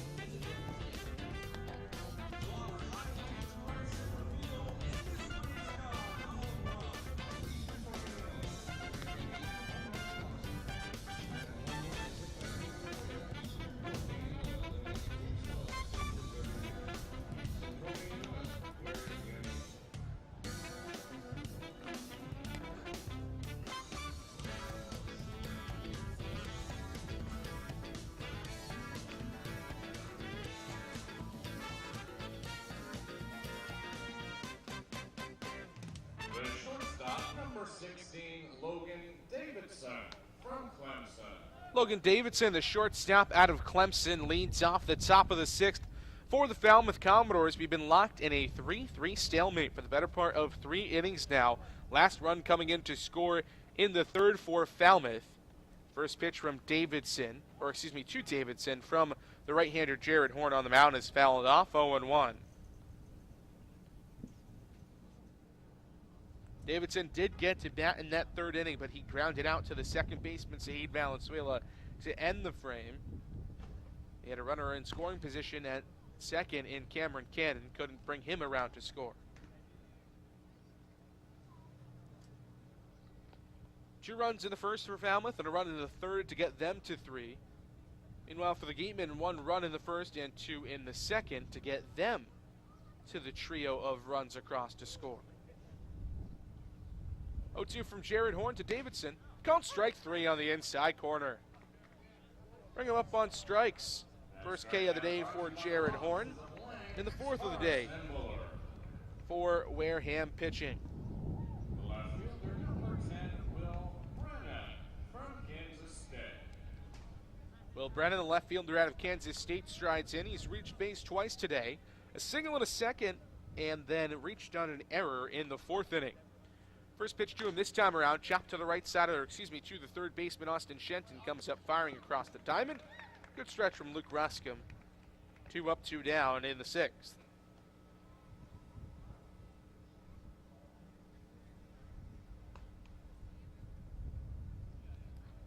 The second baseman, number 3, Hayden Brennan Cantrell from reached on the error by Louisiana. Shenton in the 6th inning.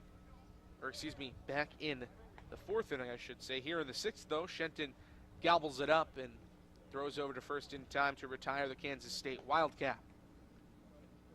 Now, bottom of the order, and Hayden Cantrell, first pitch to him. A called strike on the inside corner, 0-1 to the Louisiana Lafayette Ragin' Cajun, who is 2 for 2 today with a pair of singles.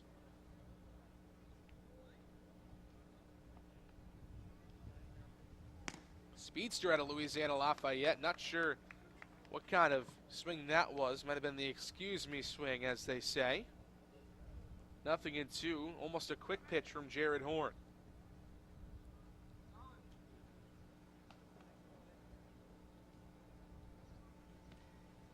No balls and 2 strikes. Pitch home from Horn in the dirt. 1-2.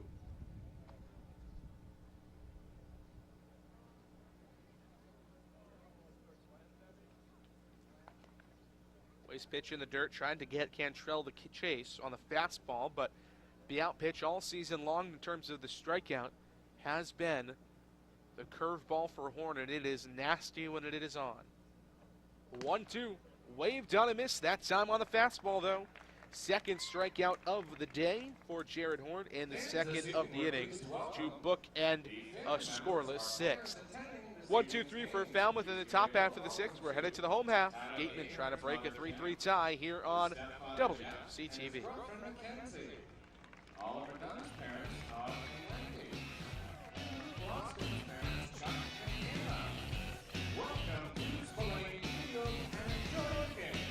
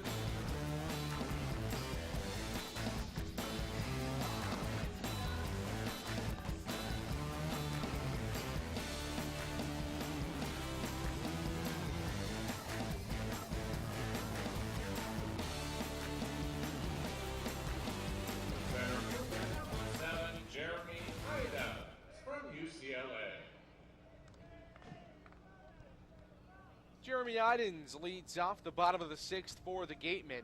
We've been locked in a 3-3 tie since the top of the third inning. Gatemen doing battle with the Falmouth Commodores. First pitch to Idens out of the hand of Pat McGowan. This is down and away, a ball and no strikes. McGowan, the right-hander out of Holy Cross, working into his sixth inning of work now. Hasn't allowed a base runner since the fourth, and that's the only one since the second. 1-0 called strike on the outside corner, 1-1. That base runner was Ryan Kreidler, the UCLA teammate of Jeremy Idens, who singled with 2 outs in the fourth inning. Idens on the day, an RBI double in the first and a fly out to right field. That one, though, shot right to the third baseman, Cannon. He ambles over and throws to first base, 1 gone on the 5-3 putout in the sixth.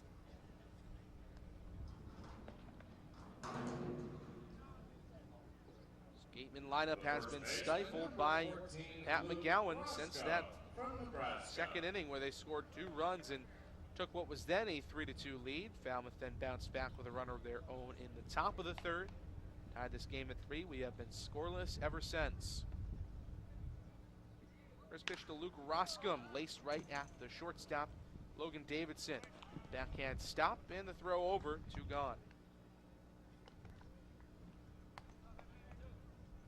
It's now 6 in a row sit down by McGowan. Final out of the fourth, all 3 in the fifth, and the first 2 here in the sixth inning. Drew Millis, the catcher out of Missouri State, switch hitter batting left, is 1 for 2 on the day. Singled and scored a run in the second inning and then grounded out to the second baseman Hayden Cantrell in the fourth. First pitch to him here, flared out to center field, shallow. Austin Langworthy comes over, and it will fall in between 3 Commodores.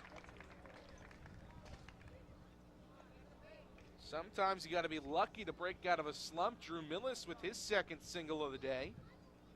Somebody had called for it, whether that be Langworthy or Davidson. From Utah. It didn't look like the left fielder Brennan ever had a chance at it, but somehow it fell in between them in a perfect triangle.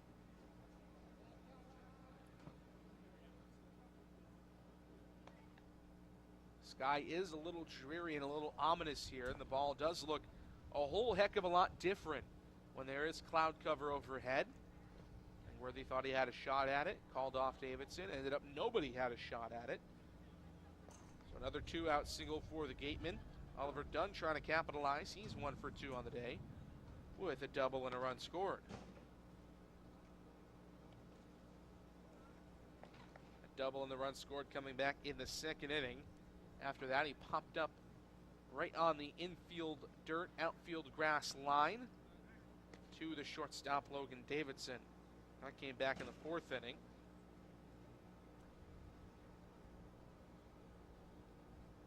Left-handed middle infielder plays second base, but DHs today out of Utah.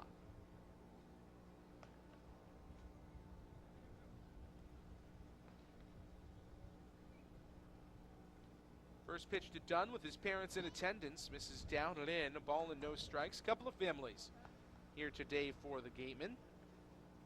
Oliver Dunn's parents here. Luke Roscom's parents. Also here for the Gatemen as the summer winds down here on the Cape. Playoff push in full effect for Wareham. 1-0. Up and out. 2 balls and no strikes to Dunn, who is, as we mentioned, 1 for 2 on the day, and with that 1 for 2 is 8 for 51 on the season.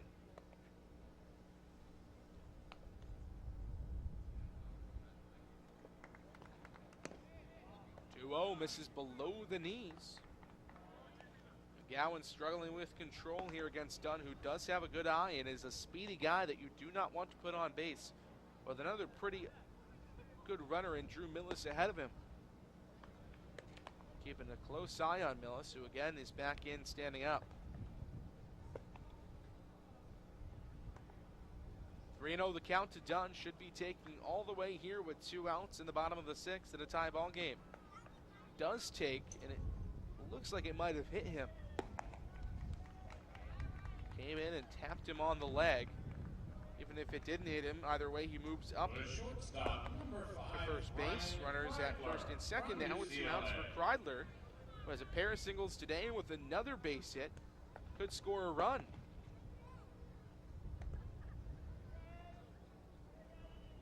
Dunn with excellent speed at first. Millis with great speed for a catcher and about average speed in general at second base. Kreidler 2 for 2 with a pair of singles and a stolen base to his credit today. First pitch to him misses down and away. A ball and no strikes to the UCLA shortstop.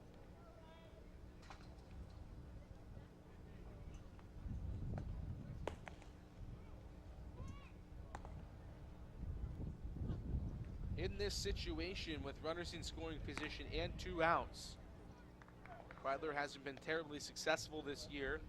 167 in 12 ABs with 4 RBIs. Off to a good start here though. 2 balls and no strikes from McGowan to him.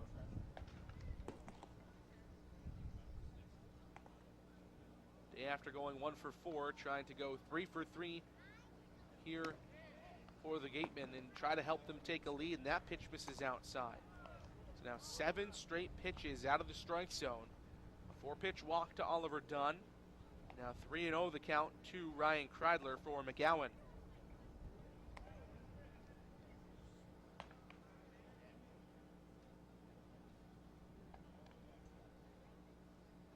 The 3-0 from the right-hander.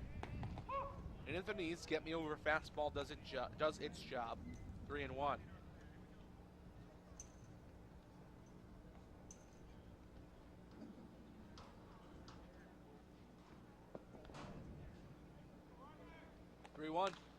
Skied high on the infield and toward the pitcher's mound. all of the infielders coming over, and it'll be Logan Davidson, the quarterback at shortstop, who makes the catch for the final out of the inning. The Gatemen strand 2 runners on, 1 in scoring position. We're headed to the top of the 7th, still a tie ball game here on WCTV.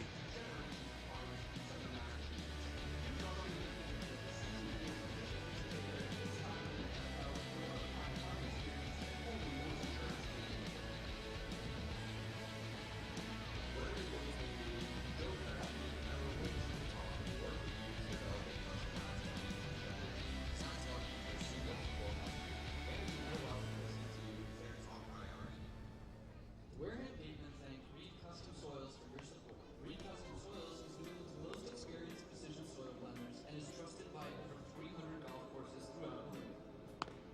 Red Shirt Fridays is a national program created to acknowledge, honor, and support our troops who put themselves in harm's way to defend our freedom. In support of this program, the J-League teams will be wearing a specially designed red jersey every Friday. This special weekly celebration of Red Shirt Fridays is sponsored by 42nd Brand, HP Hood, Cape Cod Regional Transit Authority, Advanced Embroidery, and the Cape League. Support our troops and join us by wearing red each Friday.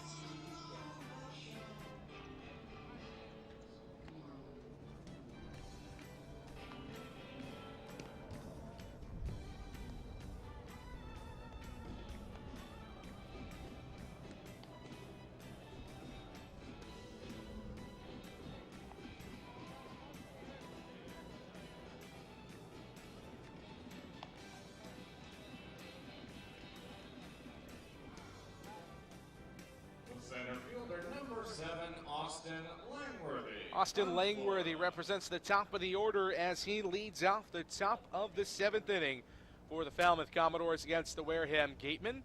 Jared Horn on the mound for Wareham. He's been excellent through 2. 6 up, 6 down against him.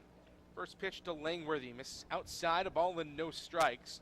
To the center fielder out of Florida, who is 1 for 3 on the day.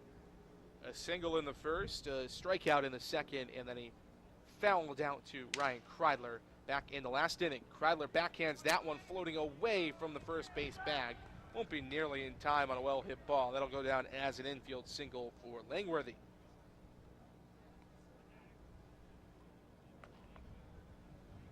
Kreidler, excellent range, but even Derek Jeter wouldn't have made that play.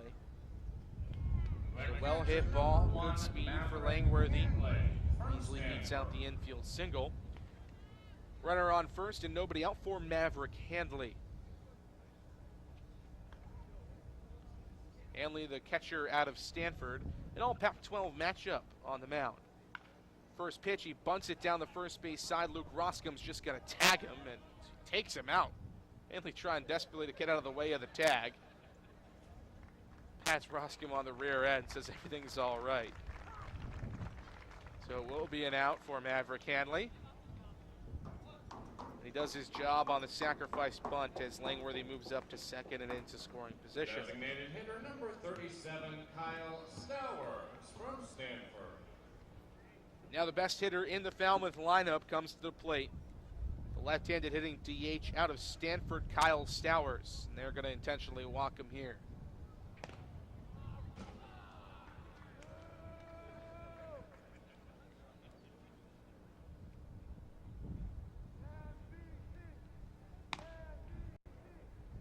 MVP chance coming in now, and they're treating Stowers like an MVP, as they should. He has been red hot all season long. He's already got an RBI as well as a double in today's game and a run scored, and they do not want to mess with him, with a tie ball game here in the 7th. Fourth pitch misses outside to him, and he's on with an intentional base on balls. Runners at first and second, and not only does that let you avoid Stowers trying to swing the bat in the lineup, but it also brings up the all-important double play of Davis Sims coming to the plate, who is 0 for 3. not a good runner. Now runners at first and second with one out, and a double play ball would get the Gatemen out of the inning unscathed.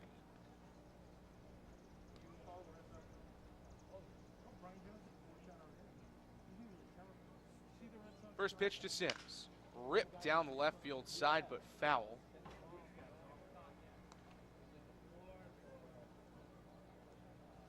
Sims, as we mentioned, 0 for 3, struck out in the first inning back against Will Proctor. Flied out to center in the third against Proctor, and then flied out to center field again in the fifth against Horn. Drew Millis out to the mound to discuss what they want to do here against Sims, who is a good hitter with a lot of power.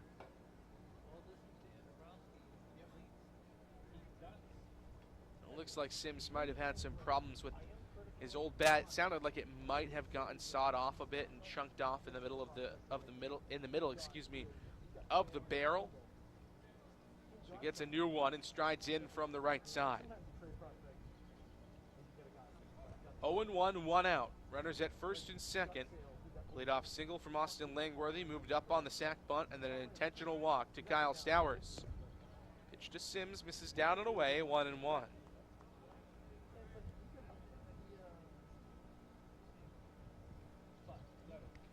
Sims with runners in scoring position this season at 256.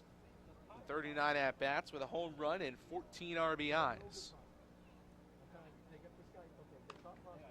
1-1, up and away, 2 balls and a strike. Outfield playing relatively shallow for a guy with as good of power as Davis Sims. Big first baseman out of Murray State. All Ohio Valley Conference second team this year. Should say Missouri Valley Conference, excuse me.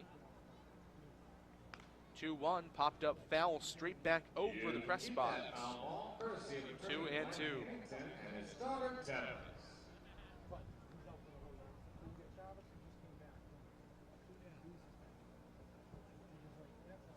Crucial pitch coming, 2 balls, 2 strikes, and an out. Runner in scoring position at second is the go-ahead run here in the 7th.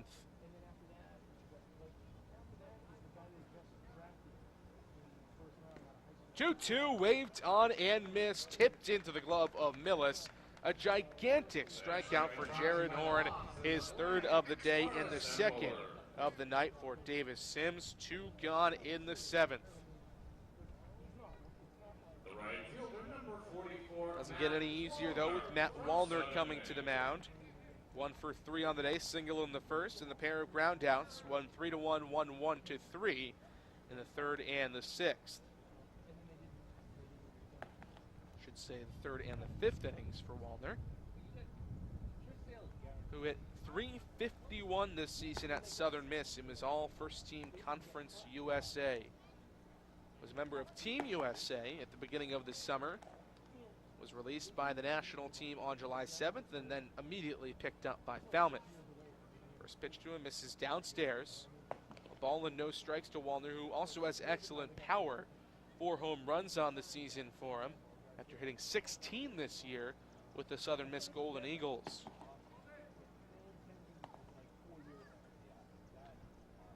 Left-handed bat, right-handed thrower out of Forest Lake, Minnesota, and Forest Lake High School. 1-0, misses upstairs off the glove of Drew Millis, trying to move up to 3rd. Millis won't even make a throw as Austin Langworthy and Kyle Stowers each move up a bag. So both runners in scoring position and the force at any base eliminated for the Commodores.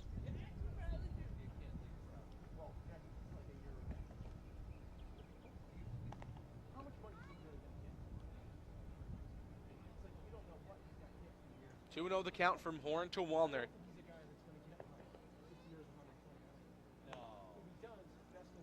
Will go as a pass ball against Drew Millis, his 2nd miscue of the day. 2-0, down and in, 3 balls and no strikes. And in theory, walking him wouldn't be that big of a deal because it would load the bases and give you a force out at any base, but you've got Cameron Cannon behind Matt Wallner, an RBI machine. They do walk him here. Pitch misses upstairs. So now the bases are loaded with 2 outs for Cameron Cannon. Third baseman, number 26, Cameron Cannon, a team leading 22 RBIs on the season, has one today. An RBI single in the 3rd inning. Outside of that, he is 0 for 2 and 1 for 3 on the day.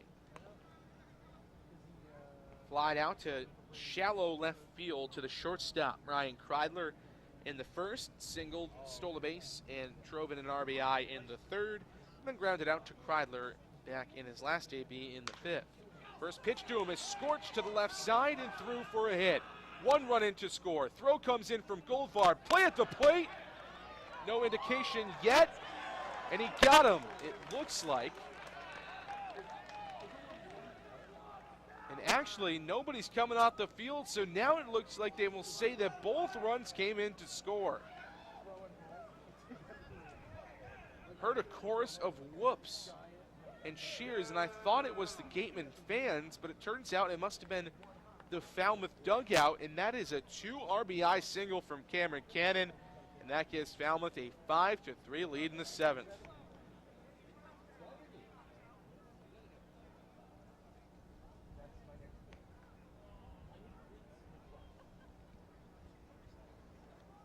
Cannon continues to deliver in big spots. Now 3 RBIs on the day for the 3rd baseman out of Arizona. Don Sneddon having an impassioned debate with our home plate umpire today. Seems unlikely that any call would change here. It was a very close play on a good throw from Jacob Goldfarb out in left field.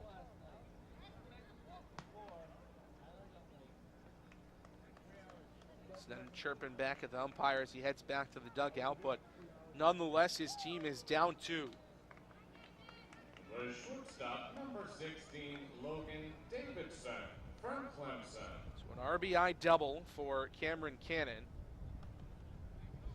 2 runs coming across to score against Jared Horn, both of them earned.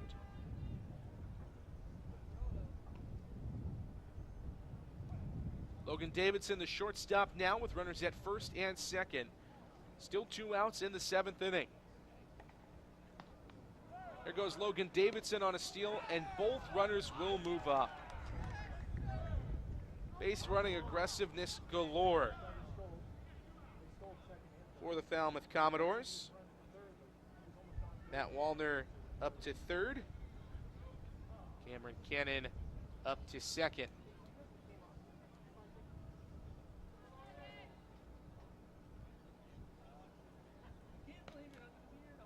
The 1-0 offering from Horn.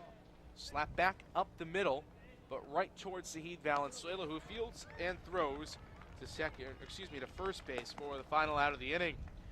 But a 2-run single from Cameron Cannon gives the Falmouth Commodores the lead 5-3 as we head to the home half of the 7th here on WCTV. Brought to you by Wareham Family Dental. Dental care is easy with Dr.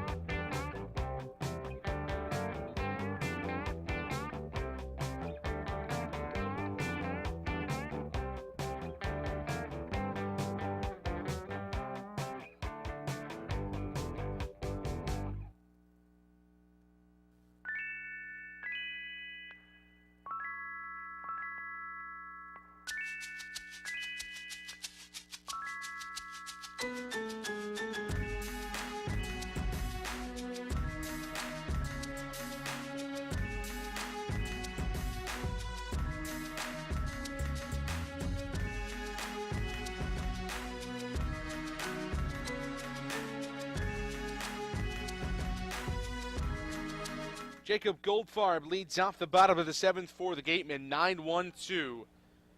Due up against Pat McGowan, who is working into his 7th inning of his outing.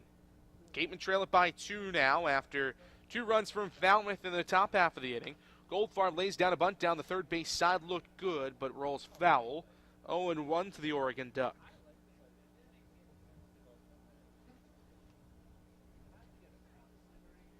Thus far for McGowan, 6 innings, 7 hits, 3 runs all earned with 2 strikeouts. It's been very much a fly ball, ground ball kind of day for the right-hander out of Holy Cross. 0-1, tap foul, 0-2.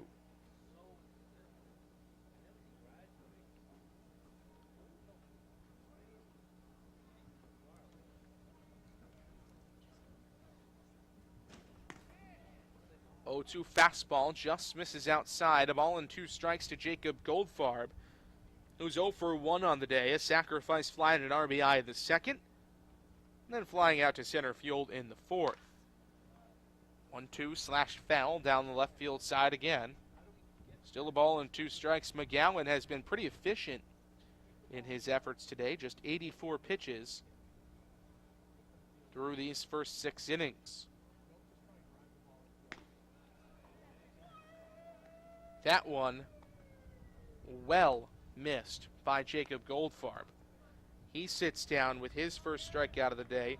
The third for McGowan. 1 up, 1 down in the 7th for the Gatemen. And McGowan is approaching Jared DeCesare type territory.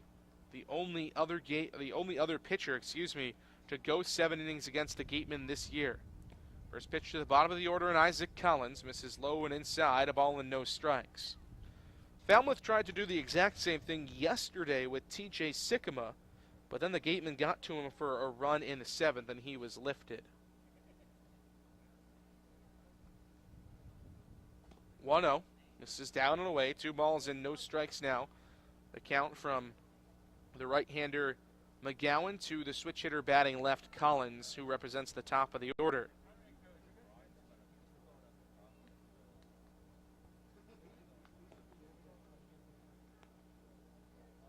Abercanley out from behind home plate to finish things off. The new Commodores pitcher is number 13, Logan Reinhardt from Cal Baptist. We're just now learning that it is a new pitcher on the mound, Logan Reinhardt, the right-hander out of Cal Baptist.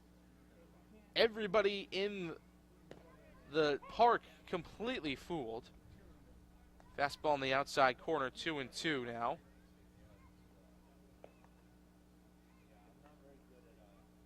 Should say 2-1 the count. The right-hander Reinhardt to Isaac Collins. 2-1 slash foul into the plexiglass. Right in front of the broadcast position of Cam Stewart and Henrique DeMore today. 2-2. 2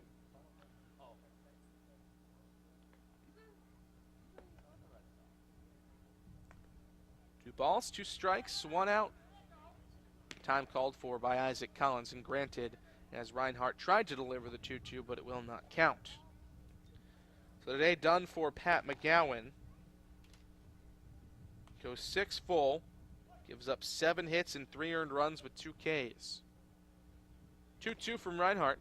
Outside, count runs full. 3 balls and 2 strikes, as Collins has been so many times this season the catalyst, trying to do it again here for the Gatemen in the 7th, down 2 in a very crucial game for their playoff positioning. 3-2.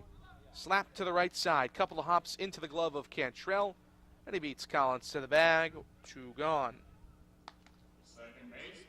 Isaac Collins now 1 for 4 on the day after he led off the game with a single stolen base and a run scored in the first inning.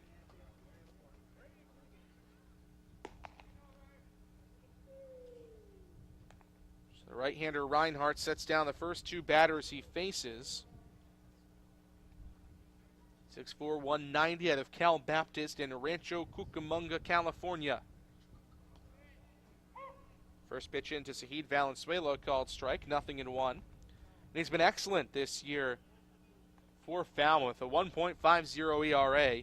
In 8 games all out of the bullpen, he's gone 12 innings, given up 6 hits with 3 walks and 12 Ks. 0-1, called strike on the outside corner, quickly 0-2. And perhaps even more impressive than that stellar ERA is the opponent batting average at 146 on the year and a .75 whip, allowing less than a base runner per inning. 0-2 to Valenzuela, called strike 3 on the inside corner. Second strikeout of the inning for Logan Reinhardt, and the Gatemen are 3 up, 3 down in the 7th. Top of the 8th, here we come. Get out your 50/50 raffle tickets. Here are tonight's winning numbers. For the Pop Sox general admission seats, ticket 513-5700. The Ion Steamship Card and high-speed round trip is in Kentucky. Ticket 513-5696. For the gift certificate to Bell's Daily Restaurant, ticket 513-6130. For the gift certificate to Denver Massage Therapy, ticket 513-5717. Harbor Cruise in Miami, ticket 513-6110. For the DC Network Guys gift certificate, ticket 513-5890. For the Paw Sox general admission seats, ticket 513-5889. And Paw Sox box seats, ticket 513-6120. And market for grand prize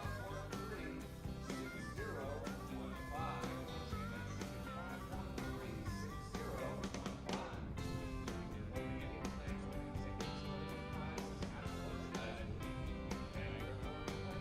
Ticket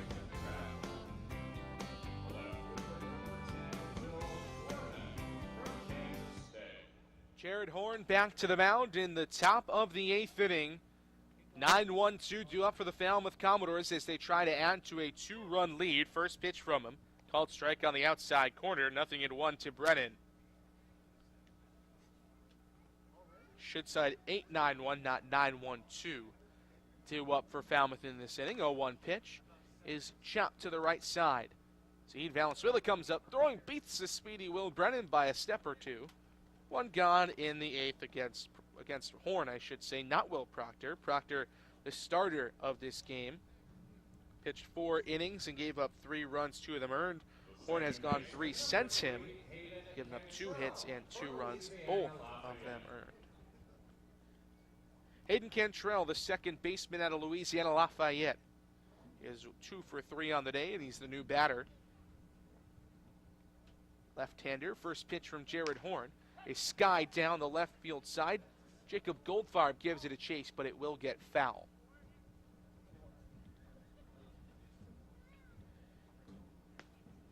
Cantrell, a pair of singles in his first 2 at-bats in the 2nd and 4th, and struck out swinging against Jared Horn in a 1-2-3 6th inning. Here in the 8th, though, it's 5-3 Falmouth. Gatemen trying to extend their winning streak to 2 games after topping the Commodores yesterday at Arnie Allen Diamond, the first of 3 games to end this week. 0-1 breaking ball, misses up and away, a ball and a strike to Cantrell. We haven't seen in a while in terms of being in the Falmouth lineup against the Gatemen. Last time we saw Cantrell was all the way back the first time these teams met at Spillane Field earlier in the year.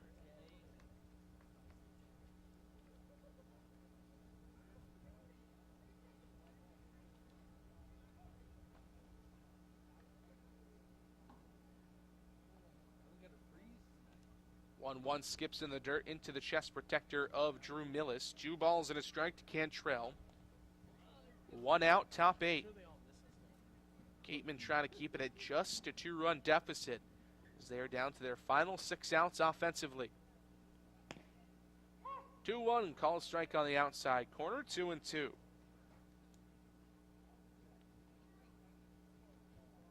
Gatemen bats have been stifled by the combination of Pat McGowan and Logan Reinhardt. Haven't scored since the 2nd inning. Swung on and missed. Big strikeout from Jared Horn, his 4th K of the day. This one of Hayden Cantrell. 2 up, 2 down in the 8th.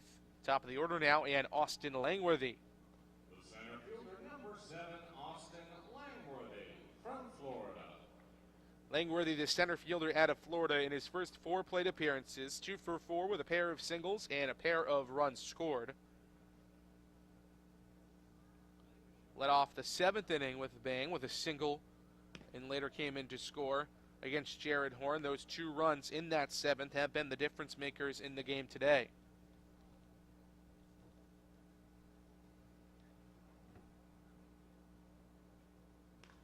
(1-0) slashed foul. A ball and a strike.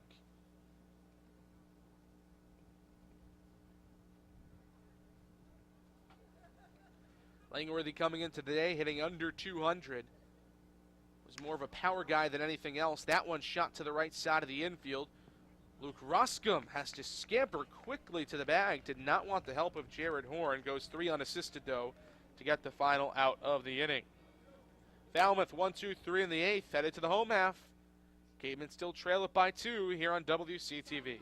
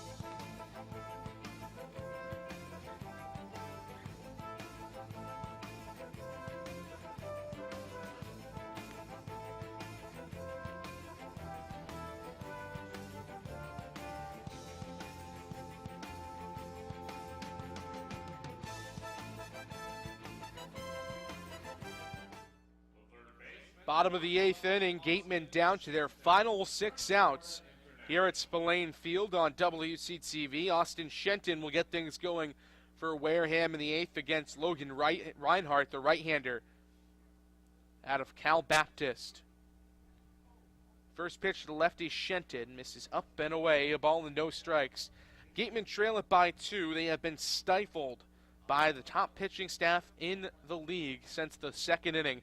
Have not scored a run and have only gotten 3 runners on base since that time.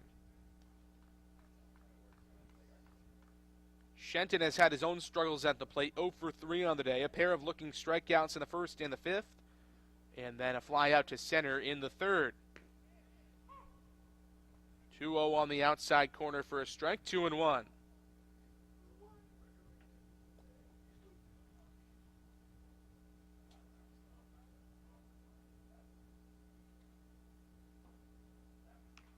2-1, slap to the 3rd base side. Going to be a tough play for Cannon. Comes up throwing. Oh, wow.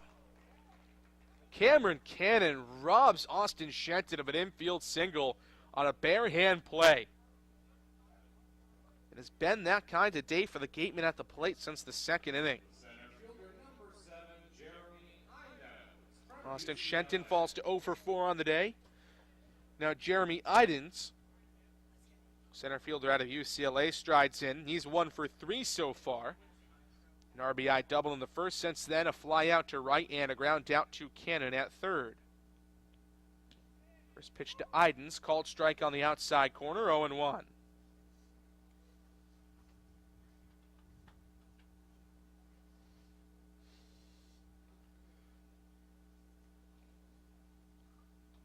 0-1 pitch home.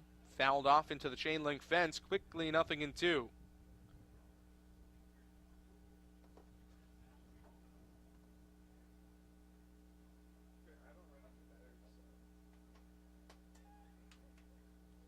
Iden's trying to step up in a big spot here. The 0-2 from Reinhardt. Waved on and missed.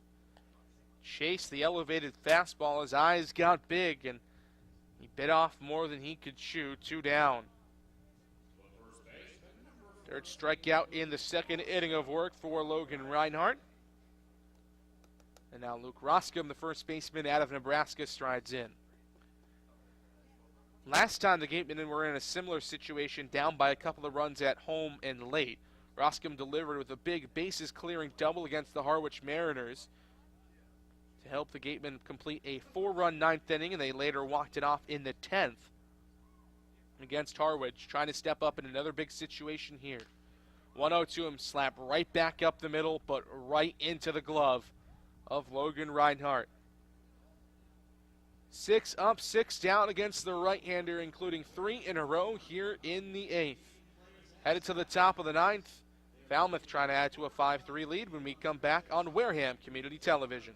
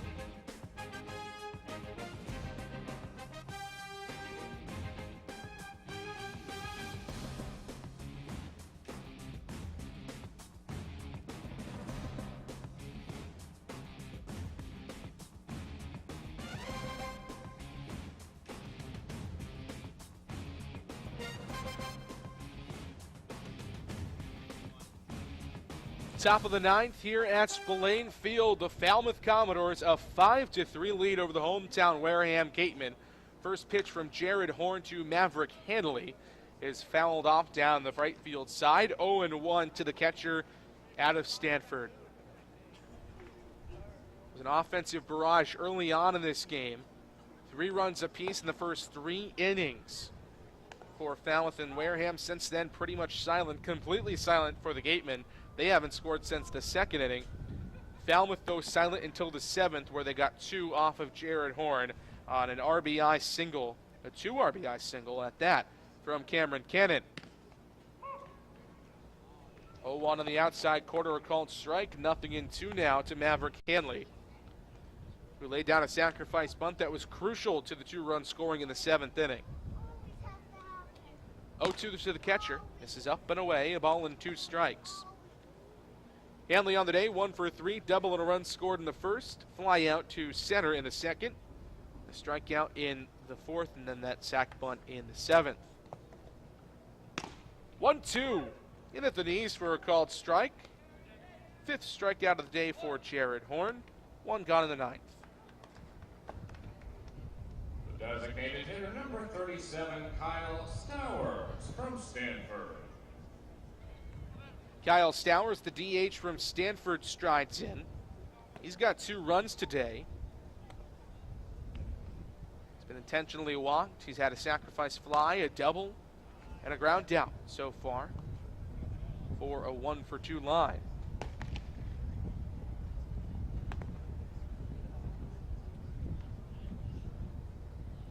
1-0, waved on and missed. Big cut from a big left-handed batter in Stowers. As we mentioned a couple of times today, is the Cape League hitter of the week from last week. 1-1, chop to the left side. Austin Shenton picks it on a backhand. Big strong throw across to first. In time, he got him. Nice play from Austin Shenton. Was robbed by his third base counterpart, Cameron Cannon, back in the bottom of the 8th inning. Does a little robbery of his own. Beats Kyle Stowers to the bag. 2 gone in the inning. The first baseman, number 20, Davis Sims from Murray State. Davis Sims from Murray State strides in with 2 outs in the 9th. Jared Horn trying to get the Gatemen to the bottom half with just a 2-run deficit against them. First pitch to Sims, misses outside. 0-1 to the man who is, 1-0 to the man who is 0 for 4 today. Struck out swinging in the first, a pair of flyouts to center in the 3rd and the 5th, and then struck out swinging again in the 7th. 1-0 up and in, 2 balls and no strikes to the big first baseman out of Murray State. Thus far, Horn threw 4 and 2/3 innings pitched. 2 hits, 2 runs, in 3 Ks. Outside of the 7th inning, he has been absolutely dominant. Everybody set down in order aside from that 7th. 1-1 outside, 2 balls and a strike now to Sims.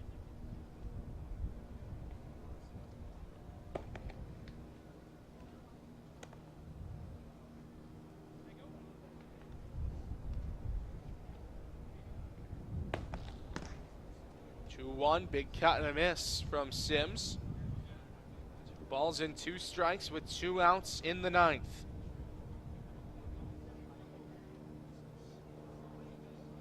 Horn, the tall and slender right-hander out of Cal on the mound.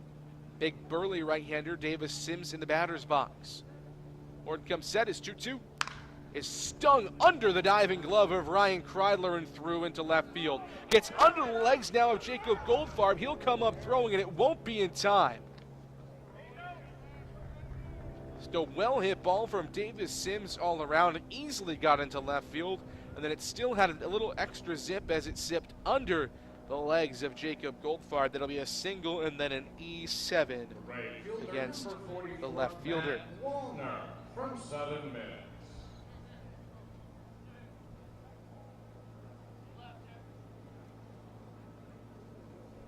So 3rd error of the day for the Gatemen. 1 against Drew Millis, 1 against Austin Shenton, and now 1 against Jacob Goldfarb.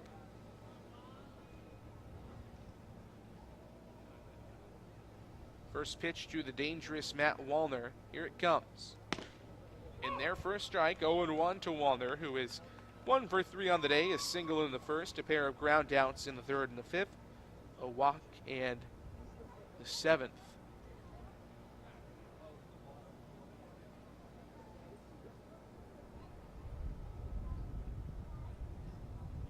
Coming into this game, hitting .216 on the season.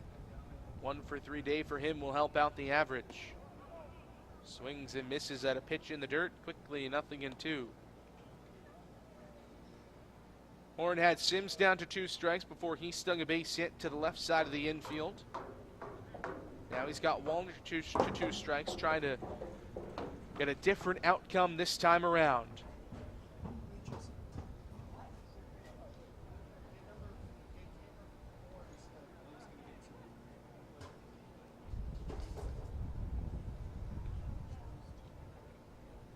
Two outs in the 9th, the 0-2 home. Waved on and missed. Horn continues to dominate, proving that that 7th inning was in an anomaly. 6 Ks for the Cal right-hander, but he has put his team in a hole with that 7th. They trail it by 2 as we head to the bottom of the 9th. Gatemen trying to come back here on WCTV.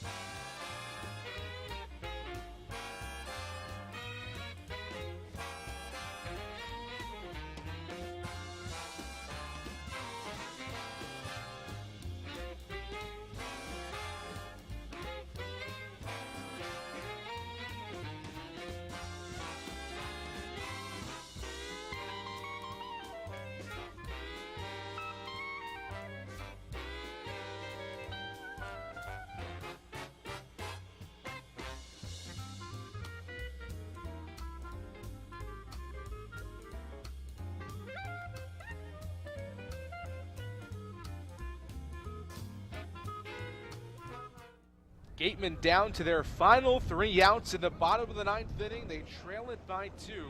And Drew Millis, the switch-hitting catcher out of Missouri State, will lead it off against a new right-hander on the mound, Jack Little out of Stanford.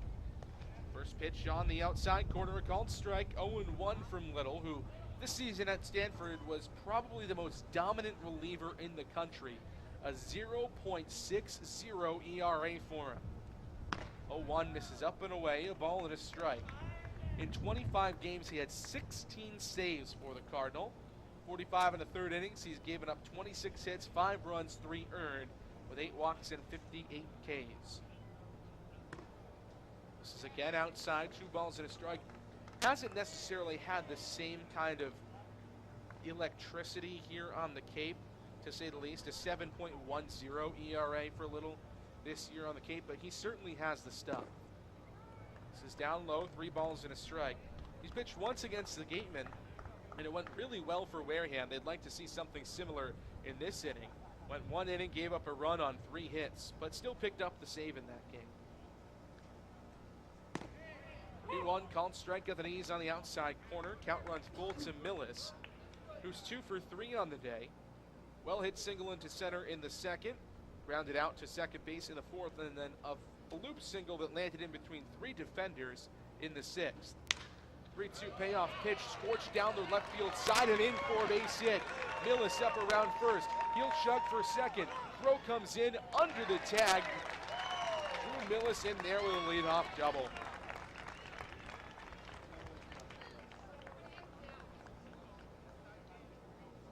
That's what the Gatemen needed to lead off this 9th inning. The designated hitter, number 50, Now that Oliver brings the Dunn tying from Utah. run to the plate. Oliver Dunn, the left-handed DH out of Utah. He's 1 for 2 on the day, double and a run scored in the 2nd. Popped up on the infield in the 4th, and then was hit by a pitch in the 6th inning. Does have a home run as well as a triple this season. Home run coming on opening day at Chatham. Triple coming in the early part of the protested game on July 8th against Hyannis. First pitch, a called strike on the outside corner from Little to Dunn. 0-1 between 2 Pac-12 foes. Dunn out of the University of Utah. Little out of Stanford University. 0-1 inside, nearly hit him. Good stop by Maverick Hanley. Pretty nonchalant and a backhand pick as Millis has to stay at second. We mentioned a couple of times today, Millis has run well, or does run well for a catcher.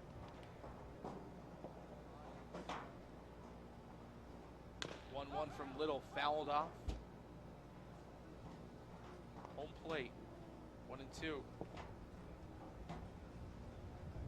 Little out of Las Vegas, Nevada, born on January 10th, 1998. Guess who else was born January 10th, 1998? This guy right here. Jack Little and I share a birthday.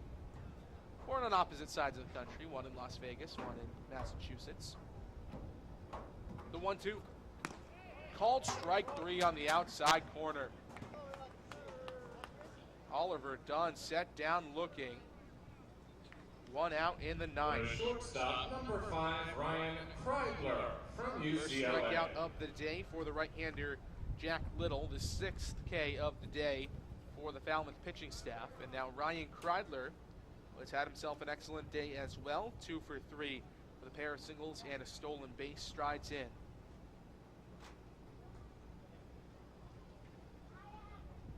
Still representing the tying run at the plate. First pitch from Little. Called strike on the inside corner on a changeup. 0-1 from Jack Little to Ryan Kreidler. Another all Pac-12 matchup and an all California matchup, although different parts of the state. UCLA obviously in Southern California in LA. Stanford up in the northern part of the state in Palo Alto. Fastball just misses the outside corner. 1-1 to Kreidler. Got an RBI single today. Another one here where something maybe even a little bit better would do wonders for the Gatemen moving forward as they trail it by 2. 1-1 waved on and missed. 1-2 now.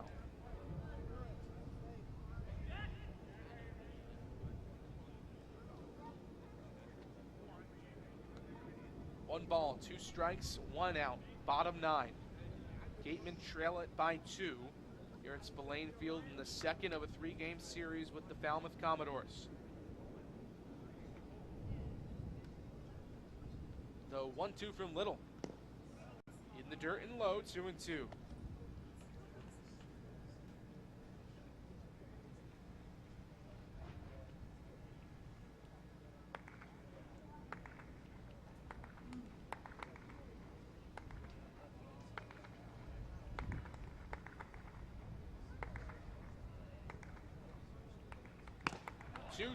Got him on strikes.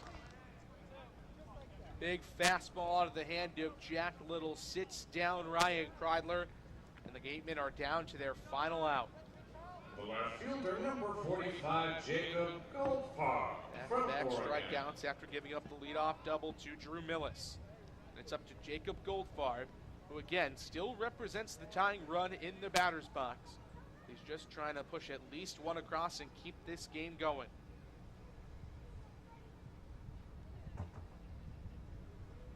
Third all Pac-12 matchup in a row. The first pitch from Jack Little, Stanford Cardinal, to the Oregon Duck Jacob Goldfarb, and their first strike, 0-1.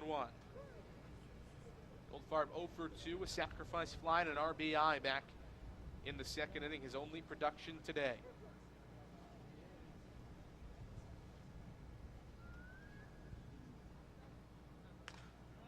One fouled off. The Gatemen are down to their final strike.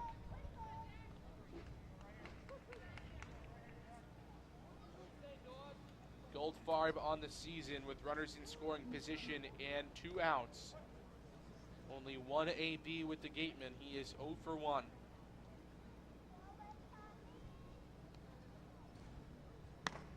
Misses up and away. Goldfarb lays off. Keeps this game going for at least one more pitch.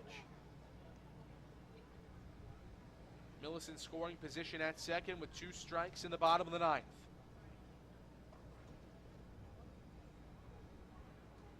Little's 1-2 home. In there, called strike 3, and that's how this one ends.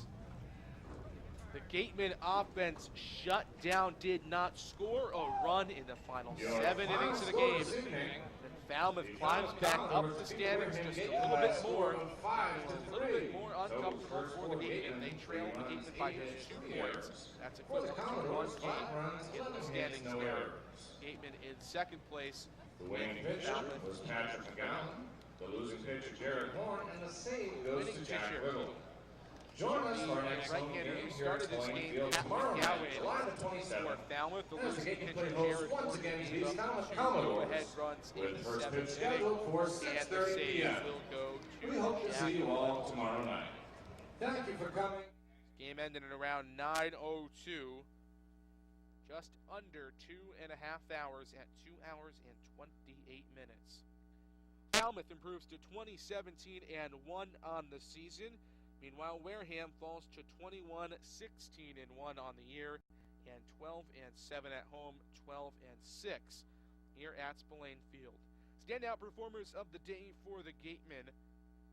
It'll go to 2 guys at the bottom of the lineup, Drew Millis and Ryan Kreidler. Millis with 3 hits on the day, Kreidler with 2. Kreidler also with an RBI in this game. The standout performer for the Falmouth Commodores, well, it was Cameron Cannon. 3 RBIs on a pair of singles for the Arizona product. Gatemen back in action tomorrow night right here at Spillane Field at 6:30, again against the Falmouth Commodores. A lot of playoff implications on the line in that one, and that's when we will talk to you next.